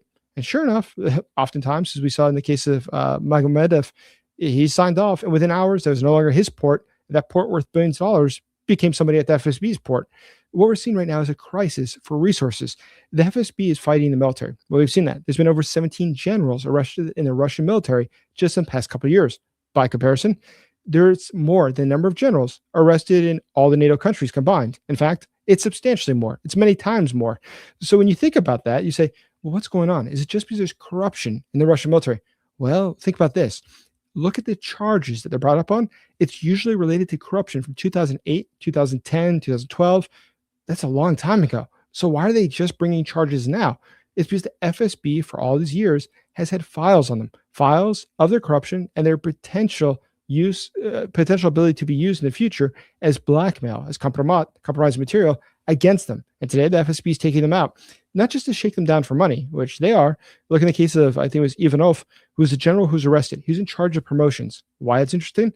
So when they searched his house, they said they found a lot of revealing documents. Now, if you're in charge of promotions in the Russian military, it means that you're taking bribes from every last person to decide your next posting. Are you going to be in Siberia in the far north, or are you going to be in Sochi? It's up to how much you pay. Undoubtedly, he kept a black book. That black book records all these transactions. They undoubtedly have that. Undoubtedly, he gave all the testimony they'd ever want to receive about all these things because he didn't want to spend the rest of his life in prison. So today they have compromising material about the elites in the Russian military. Hence why we see increasingly that Russian military technology is going to be taken out of the hands of those who are coming from the sector of the military and put in the hands of those connected with the security bloc. That is those who are connected with people like Sechin. Sechin is, in fact, a very key player in this, but neither here nor there. As we see things moving into that sector, we're going to see, and by the way, Rostech, which makes about 80-something% of Russian military technology, Rostech has a completion rate of its projects of 98.5%. Now, how is it possible that they are completing all their projects while we see so many military contractors in Russia going broke in the middle of a war while they need this equipment? It's because the FSB and others are deciding we're not going to pay them. Screw them. Let them go broke. It's okay. We prefer to have that money go into our pockets or to go into companies that we control. And so they're just simply allowing these major military companies to go default in Russia during the course of war when they need the material. We're seeing a fight over assets within Russia that's absolutely incredible. And I think that's ultimately what's going to drive the future of the country. What do you think, Jonathan? Yeah, one of the stories they did last week was on the degradation of the military transport fleet, the Antonov fleet that originally designed in Kiev. Now, there's a small problem with keeping their entire infrastructure, and they have a few Tupolovs, but most of it is sort of various iterations of Antonov. There's a couple of problems here. Well, one is they can't manufacture the spare parts because those originally came from Ukraine. They can't create those production lines, one, because it's technically complicated and probably outside of their ability. It's incredibly expensive, but they don't have any of the design plans. They don't have any of the molds. They don't have any of the production lines. And these planes are starting to fall out of the sky. But it talks to, we've got Mr. Greg Terry here. Hello Hi, there. Jason. Hi, Jonathan. Hi, Yuri. Hi Keep talking, Hello, Jonathan. I will finish that thought, and then we'll do a proper introduction. But like Jason said, rather than putting their hand up straight away and saying, we can't do any of this, they're happy to take all the money. They're happy to spend the money on goodness knows what. It probably goes into people's pockets. And then they fake the documents to say that these transport planes, it's all fine, it's all good, they've all been serviced. And then they start dropping out of the sky, which happened recently. I did that episode. Someone helpfully in the comments pointed out that I'd missed out a key detail, which is it's not just the spare parts, it's also the airframes are now very old. So there's this intrinsic kind of ancientness in a lot of the infrastructure, which you can patch it up only so far. And in this case, they can't even patch it up. But ultimately, things are just going to start failing all over the place. That won't stop people from claiming that they are still, taking money hand over fist to fulfill these maintenance contracts. But the maintenance isn't being done. But it is funny. You mentioned the aircraft. I'm sorry, Greg. I'll get right jump to you. I just want to comment what he said. You saw last week that they came out with their plan to restore the Antonovs. A lot of them they have that are 70 years old, 80 years old. They're looking to restore those as well. And a lot of more modern ones as well from the 70s and the 80s. By the way, they had to shelve that. After just one day of talking about how there's the next big plan, they realized that's going to be really expensive. We probably can't do that. But that's a problem when you have this very antiquated equipment. Look at the artillery that came from North Korea. About 25% of it has to be refurbished before they send it to the front. But even then, Russia's had an increased problem of the number of their own soldiers who are getting blown up by their own artillery because it explodes. It's also not considered always to be stable. So it can just blow up as it's being moved. There is a lot of bad things that are happening when you're using stuff that is so old and antiquated. For Russia today, the situation is not good. There's nothing to look forward to. And the fact that the military bloggers in Russia today are talking about these problems so much and so clearly, it makes it all more clear that this is not just the pro-Ukraine viewpoint. This is the reality of the situation in Russia today is far worse than what we appreciate. Well, that's always a good note. You know, it's cheerful thought. That so thank you, Jason. I appreciate it. So the economy is what Yuri, you're you know Greg. We should do a quick introduction there with Greg, if you know Greg or don't know Greg. Yeah, I know Yuri and Jason. I've been on with Yuri, but Jason a couple of times, just like in an event like this. So I follow Jason every day as well. All of you guys. Great to see you, Greg. Nice to see you. I'll just say this, and then we can go to Yuri, because I've been listening to you guys while I was working on some other stuff. And appreciate the fundraiser, everything happening. There's a lot of good things happening in support of Ukraine. So to everyone out there, Jonathan, thank you for hosting it. I'm glad that I can be here for a part of it. Gertis and I jumped in to help with the Easter Pysanky truck campaign, and so happy. The one I was trying to get to my buddy in Sumi, it's already delivered. I mean, these guys are awesome. So thank you guys for supporting all of these fundraisers. We appreciate it. I will just say this, listening to you guys before I even came on, it was the hope that the war of attrition would wear Ukraine out and would break their resolve. But the war of attrition now has actually reversed and is having a different effect, where the attrition is actually wearing down Russia. And that's what we're seeing. And today, I just dropped out a video this morning where we had Andrei Sabiga speaking today and stating that we're expecting more of these large-scale attacks, about 7 times a month. Then there was a second statement coming out of European leaders. It looks like this war could move on for a year, 2, maybe to 2030. And then I summarized that to say this: Zelenskyy popped up in Lviv, and just a few moments ago, I just translated him. He said, you know, thankful for all of our partners. We finished a great tour, meeting friends, partners, raising support. But the bottom line is we've got to work with our friends to create our own air defense industrial military complex that we can rely on. We're not reliant upon supplies from other places, because the world is unstable, and we need to know that we can depend completely on the supply, and that will ensure security for Ukraine for decades. But he made one other little statement. He says the most important thing here is to show Russia that Ukraine is not weak, that the attrition is not affecting us in the capacity or the same way that it's affecting you. So I think this is a lot of what you guys have been talking about, just a little bit different look on. So as the war goes on, I think it's obvious to see. A blind man can see it.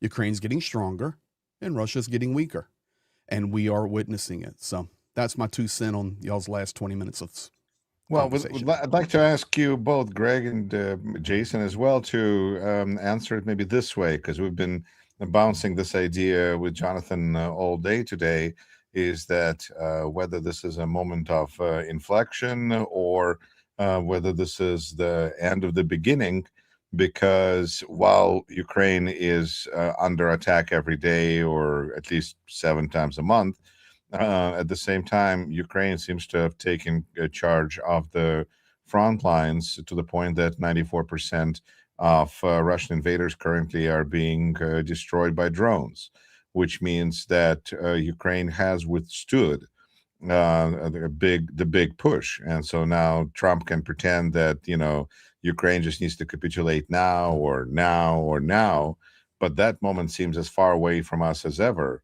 And it seems that this is, you know, the end of the beginning.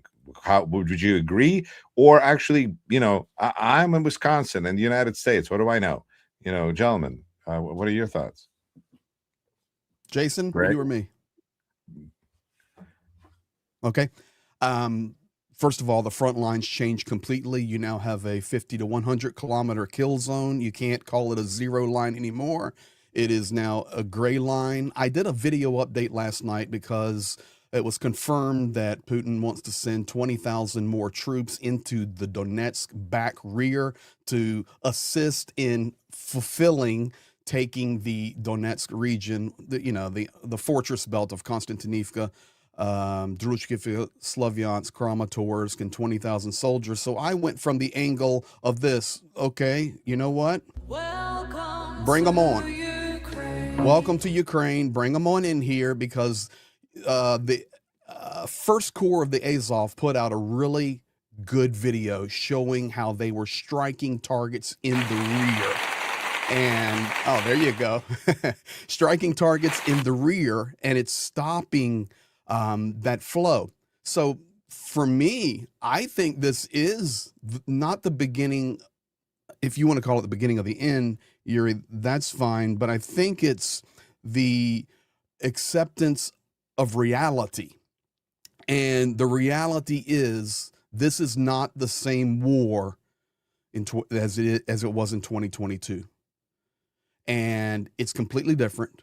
Ukraine has locked down that front line. Of course, there will be gray line movements, but it's impossible to function without drones now and technology. I remember early in the war when we were making our first aid runs in 2022, we literally would drive 1 kilometer from the zero and walk to the zero. Literally, Sumy region. Walk. You wouldn't get out of the vehicle 10 kilometers, 20 kilometers from any of those positions now. So for me, this is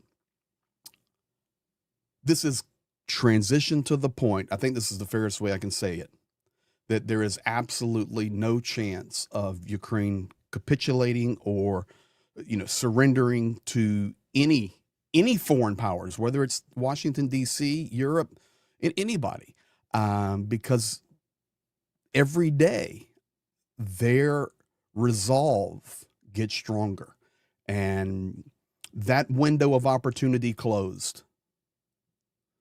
Period. They're going for victory, complete victory now. It's my personal opinion.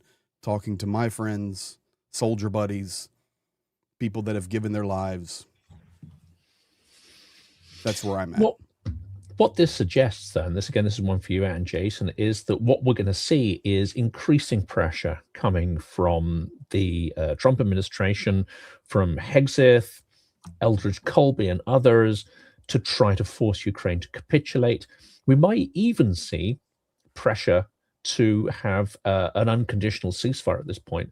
If Putin were to realize the state he's in, then we may start seeing pressure for not just capitulation, which is going to be ignored, of course, not just hand over the Donbass, which is where they are at the moment, but actually pressure for, let's just stop the guns. Let's just stop the guns. What do you think, Ukraine? I mean, that then would put Ukraine, I think, in a very difficult spot vis-a-vis not just the US, which is trying to be coercive, but European allies who are also pretty damn timid, actually, as well, and may well say, okay, well, this is what we wanted. Right, let's just end it here, which is maybe not the best outcome for Ukraine. Victory is the outcome that's required there, and a fundamental defeat of Russia. But over to you guys. Well, I think that ultimately we have to consider what's the objective of each, right? So in the case of negotiations, it would appear that the White House's primary objective is to end the war at any cost. Just make sure it ends. Okay. In the case of Russia, their objectives have changed over time. That's very clear. And look at what Putin has said recently. It seems that their objectives have changed. That being said, one of the chief objectives remains taking the rest of Donbass and Lugansk. Still, about 0.4% of Lugansk is not taken. In the case of Donetsk, there's a lot more that's not taken. And as I just said earlier, it would take more than 1 million lives to take the rest of it. So the Russians have no chance of being able to take that by themselves. Their only hope is to have some sort of a paradigm shift. But a paradigm shift on the battlefield is unlikely, improbable. It's just not going to happen. What they can hope for is that the United States puts undue duress and pressure on Ukraine to give up territory that Russia for itself could not otherwise take. That's why today should expect that Russia is going to try to seek to do other things that are going to change the calculus of the war. At present, it's obvious to everybody, including the Russians, that it's not working out well for them. That's why they have to do something different. But that something different, it could take a lot of different forms, and we're just not sure where it is. I saw in the past hour that Lukashenko put all the military officers that are reservists onto active duty. Zelenskyy immediately issued a statement that Ukraine's ready to defend its territory from Belarus. The fact they issued a statement actually so quickly after Lukashenko's statement sort of is surprising and might indicate that they have intelligence on something else. That's not just because. I mean, typically, Zelenskyy does not weigh into these sorts of things if it's just Lukashenko or Putin says something. He weighs in when there's a need to weigh in. So I thought it was sort of interesting. But also, we saw what was yesterday. I think it was British intelligence. I'm incorrect. It's not British intelligence. It was someone else. Come to me a second. Who was Swedish? It was Swedish intelligence. So there's, of course, the chance that the Russians would try to take something like an island from one of the Baltic states. What would be the objective? Well, you take this island. The fact is, it will take a while from anybody to respond, but it also changes, once again, the paradigm of this war. European countries then become much more concerned about domestic security. That means also less weapons flow to Ukraine because everybody has to worry about their own security. Air defense, Ukraine needs more of it. Zelenskyy said yesterday that there is a historic low point for the amount of Patriot missiles that Ukraine has. So if you're going to do something, well, how do you make sure the Ukrainians have no more air defense? You can't physically attack all those different Patriot missiles, but you can try to cut off the aid going there. Russia historically has tried to do that through persuasion by saying that that would bring the European countries into the war. That didn't work. So what can they do? Well, they can try to make the Europeans decide for their own selves to not send the weapons. But it's, again, reflective control. The real objective here is not about taking a Baltic island. The real objective here is how do you get the Europeans to change their behavior? Hence, we've seen the increasing attacks by Russia sending drones into European territory. We've seen them also do things like the arsons, the assassination, the terrorism across Europe as part of a larger thing. Not just projecting Russian strength, but rather trying to get the Europeans to secure themselves ahead of helping Ukraine. But the Europeans, I hope, have the forethought on this, and the Ukrainians certainly do, is how about this? How about we don't just react to what Russia wants, but we set the tone. And the way that you set the tone is by breaking Russia. And the way that you break Russia is through what we need now, which is more coercion in the economy, but further to do what is necessary to break the Putin regime, allowing their economic system to go into full free fall. It's closer than a lot of people think. But given already what we're seeing on the front lines, their objective for this year was about 409,000 soldiers they were seeking to recruit. They were recruiting about 1,200 soldiers a day before. It was about 1,000 per day right before New Year's, Christmas. Today, it's about 800 per day. They're not going to get the 410,000 soldiers that they wanted. It looks like realistically, 290,000 is the best case scenario. But at that point, on the battlefield, they have a significant lack of soldiers. The police are burning through them so fast. They would have so few that today they would not be able to continue maintaining their lines. At that point, once again, Russian lines can break much easier than a lot of people appreciate. Another benefit of the drone warfare is that Ukraine isn't just attacking the Russians' positions and not just attacking the drones that are incoming from the Russian side. They're also doing a lot of spying. They're making sure that they can see what is going on the Russian side, where those weaknesses are, and how to make them worse. Notice that Ukraine over the past month has had increased numbers of attacks on air defense units in Lugansk as well as in Donetsk, but also the attacking ones in Bryansk. They're also attacking ones in Crimea. It's to keep the Russians always concerned to where the next attack will come, and they're positioning themselves to be able to move in any direction. The Russians don't have the capacity to respond to that many different shifts at one time. This, again, puts Ukraine into an advantageous position. It's a position that allows Ukraine to then be the ones that's dictating what happens on the battlefield. And that's what you need to be, the one with the initiative, not the one responding to initiative. This war started because Russia took the initiative. It can stop, though, when Ukraine has not only the initiative, but the tools necessary from the West to break Russia and bring it to its knees. And the Putin regime is truly much, much weaker than people appreciate. Just look at what they're saying in the Moscow Economic Forum. Again, not Ukrainian propaganda, Russians and Russia that talk to the Kremlin saying the wheels are about to come off the bus. Things are looking very bad. And so we should do what we can to break them. I concur with that statement completely. Completely.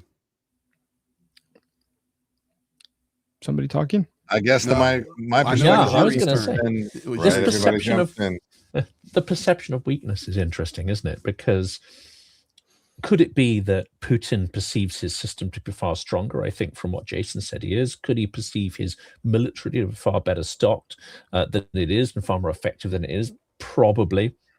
But this deluding sense of strength and weakness, as Christoph said earlier, it transitions also through to Brussels, Washington, and so on. I mean, listen to the premier of Belgium, although there may be some other reasons why he comes out with this stuff. But it does seem that in the corridors of power, one, there is, this absolute horror and revulsion at the idea that Russia's going to collapse. We've got to prevent that at every cost. But there still is this idea that Russia is inevitable, cannot be defeated, etc., etc. And we know that's also one of the principal messages that's pumped through various propagandistic channels, but it seems to be very deeply ingrained in the corridors of Brussels, the corridors of Whitehall, and the corridors of, dare I say it, the Pentagon and in Washington as well. But it seems like this kind of approach is now working against Russia, because this idea that Russia is going to win and let Russia continue the war, Russia is just getting itself destroyed. And so how much longer are they going to put up with just being automated to slaughter, when everybody else is willing, like Trump said, well, I guess they just need to, two kids in the park need to fight it out until they're ready to settle. Well, this is looking worse and worse for Russia, I feel. It is sort of absurd when you hear that, isn't it? But I think it shows the total disconnect between what's going on. It's profound. Yeah. Okay. It's terrible to watch the U.S. president's response at times, because it just shows total ignorance as to what's occurring and why it's occurring and how it's occurring. But important here is the fact that there is far too much of us. And it goes back to the Soviet Union. By the way, it's not the first time this happened. In the Soviet Union, there's a lot of people who do not want to see it break apart. They're worried what would happen next. You remember, actually, the 1990s were a very illustrative period of time. We saw at Bush, he didn't want to see, Ukraine be really separate from Russia. We had Margaret Thatcher didn't want to see Eastern Western Germany get reunited because that could only work out badly. There was a lot of concerns, and it's sort of funny, like in the end, well, it turns out you're wrong. History does change. There are a lot of things that repeat. Russia's inherently imperialistic. That is true. That is what their history shows us. But that can change. Everything can change in history. And I do drives me nuts to always hear the same line that, Russia's not democratic. They've always been imperialist. It is true. You know what? The Japanese also were. And after World War II, that changed. And it was not because they wanted to change. They were made to change. Countries can change. They are made to change. So I think that if we look at the history of democracy in Japan, it's quite short, but it's been very successful. And that was because the conditions were set by an outside force that made that happen. In the case of Russia, I think that there are ways that make that happen. After Putin falls, however that happens, and I think it's more likely not going to be by his own choice that his downfall comes or his end is realized. But I think that when that does happen, there are ways to force different things into Russia. And the defeat, I think, by Ukraine, defeating Russia will be something that will be a cultural shock for them, unlike any others. And that is a total shift from the way that Russia thinks of itself and its imperialistic history. And I do agree strongly that Gary Kasparov has said many times, which is ultimately the only thing that will ever end Russian imperialism and the sickness, the belism, sickness of imperialism is going to be when there is a Ukrainian flag flying over Sevastopol. Until that point, there's Ukraine takes back Crimea. It shows Russia they can't just break in and steal something considered to be its own. And that day that will reset the Russian mindset where they realizes those days are over. Russia is no longer what it once was. Really, such a humble view from Gary Kasparov to only have Ukrainian flag over Sevastopol. Why not over Kremlin? I mean, that would teach him a lesson. I mean, it used to be Kiev Rus anyway. So, I mean, if the Lithuanians were able to take it, why can't also the Ukrainians? There you go. But if you think about something, guys, we've all been doing this for years now. In fact, there's a lot of experience on this panel right here with Russia and Ukraine, of course. We were not having this conversation 24 months ago. It had a different nuance to it. 12 months ago, we were not having the same conversation. This conversation is evolving into now not only holding on and defending, but we're talking about a complete paradigm shift in our world. And I personally feel, Jason, you know, I'm coming from a background of a conservative Christian missionary working all over the world. I'm working 38 different nations and cultures. For me, this is a beautiful thing that can happen in the end. Out of ugliness can come goodness. And I see us more moving toward that, because right now there's a lot of paradigm shifts that are needed, not only in the Kremlin, but DC, around the world. And are they possible? Absolutely 100%. History has proven it. History may not repeat, but I think Mark Twain wrote, it often rhymes. So I firmly believe we're seeing that shift in sentiment. Now, let me just throw one example. I work with a lot of evangelical pastors and leaders all over the U.S. and a lot of these hard right Christian nationalists. Their perspective is starting to change slowly. I am not one of them, okay? But their perspective is changing. I can't tell you, well, I can tell you, the list of guys and ladies calling me saying, is it really true that it's Russia destroying the churches and not Ukraine? Okay. I said, I've been telling you this for 5 years, because even yesterday, the Baptist church in Zaporizhia that was destroyed from a glide bomb, the calls are coming. So there is a shift in sentiment. And if we just keep the hammer down and everybody keep pulling their weight, I firmly believe that we can see our world shift for the better. I'm not a fatalist. I'm not a doom and gloomer. I believe in a better future. I believe in a sovereign Ukraine. I believe Ukraine retakes its 1991 borders. I believe that Putin is gone and that people wake up and life changes. We've seen it in Japan. We've seen it in Germany. We've seen it throughout history. And why not again? So maybe a little too optimistic there, but this is what I fight for. That's great. I totally agree with you. Gentlemen. Well, the two, on my screen, I'm looking at our back screen. The two on the left are green here. So check the left on the left. You could play like pickleball, you know? Yeah, this is the pickleball screen. Right.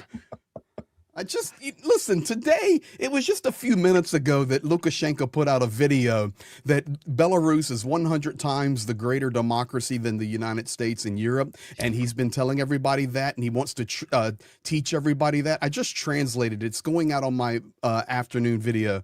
But come on, guys. It's easy to see. It's easy to see. We've got it in a place where things can shift.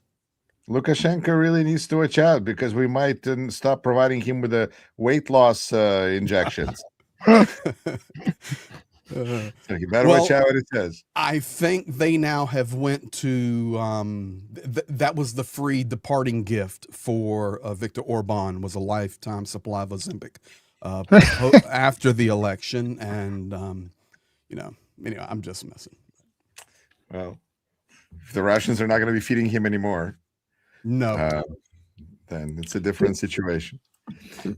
Jonathan, how are we doing on time? It feels like we're by some measure we're at our time to complete.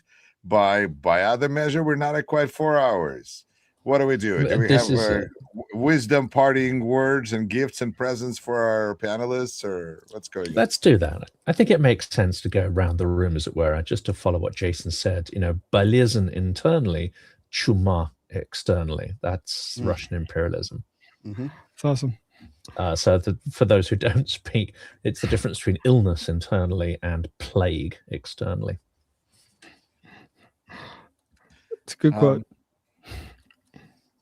Yeah, I just feel like something that I've been trying to spread awareness of, in Ukrainian media for the last few months, and I feel like it's taking root, is that all hope for security guarantees from United States are foolish, and will not bring any security guarantees as long as we have this president, and then who knows what will be after that. So that means that security guarantees now need to come from Europe, because Europe is now the one who also is stuck with the Russian threat and also has to deal with the fact that the United States is going crazy now. And so at the same time, Europe doesn't have an army. But guess who does? Ukraine.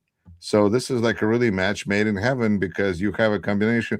I mean, I always share my experience of when I was on the Janesville City Council, and I was involved in all sorts of community events organizing. And you see some festival downtown where there's business owners who will put in the money, but they don't have the time to walk away from their business. And then somebody else who is willing to volunteer, but they don't have the money. And so to put together, so working together, I think that Europe and Ukraine have a very promising partnership, which it seems like it's already developing. So I feel like that's just a path forward, while United States battles our internal disease that we need to, get through.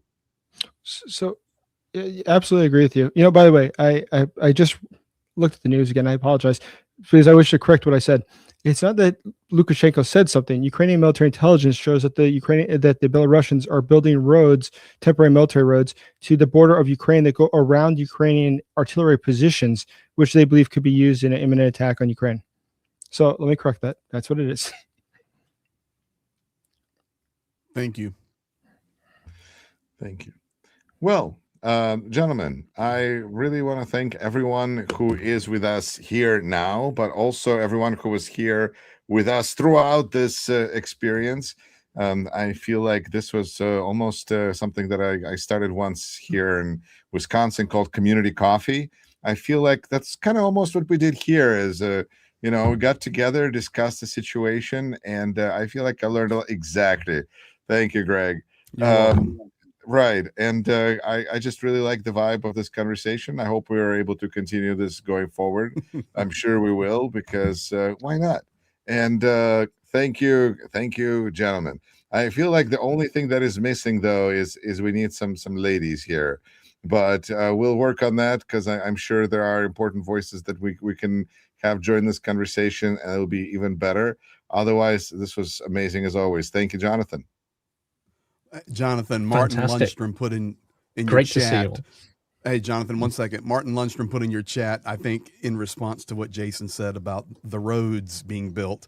He says, well, the road goes both ways. And I think good comment, Martin That's Lundstrom. great. The road does go both ways. That's great. Take care, Thank everyone. you, guys. Slava Ukraini. Herojam Herojam Slava. Herojam Slava. And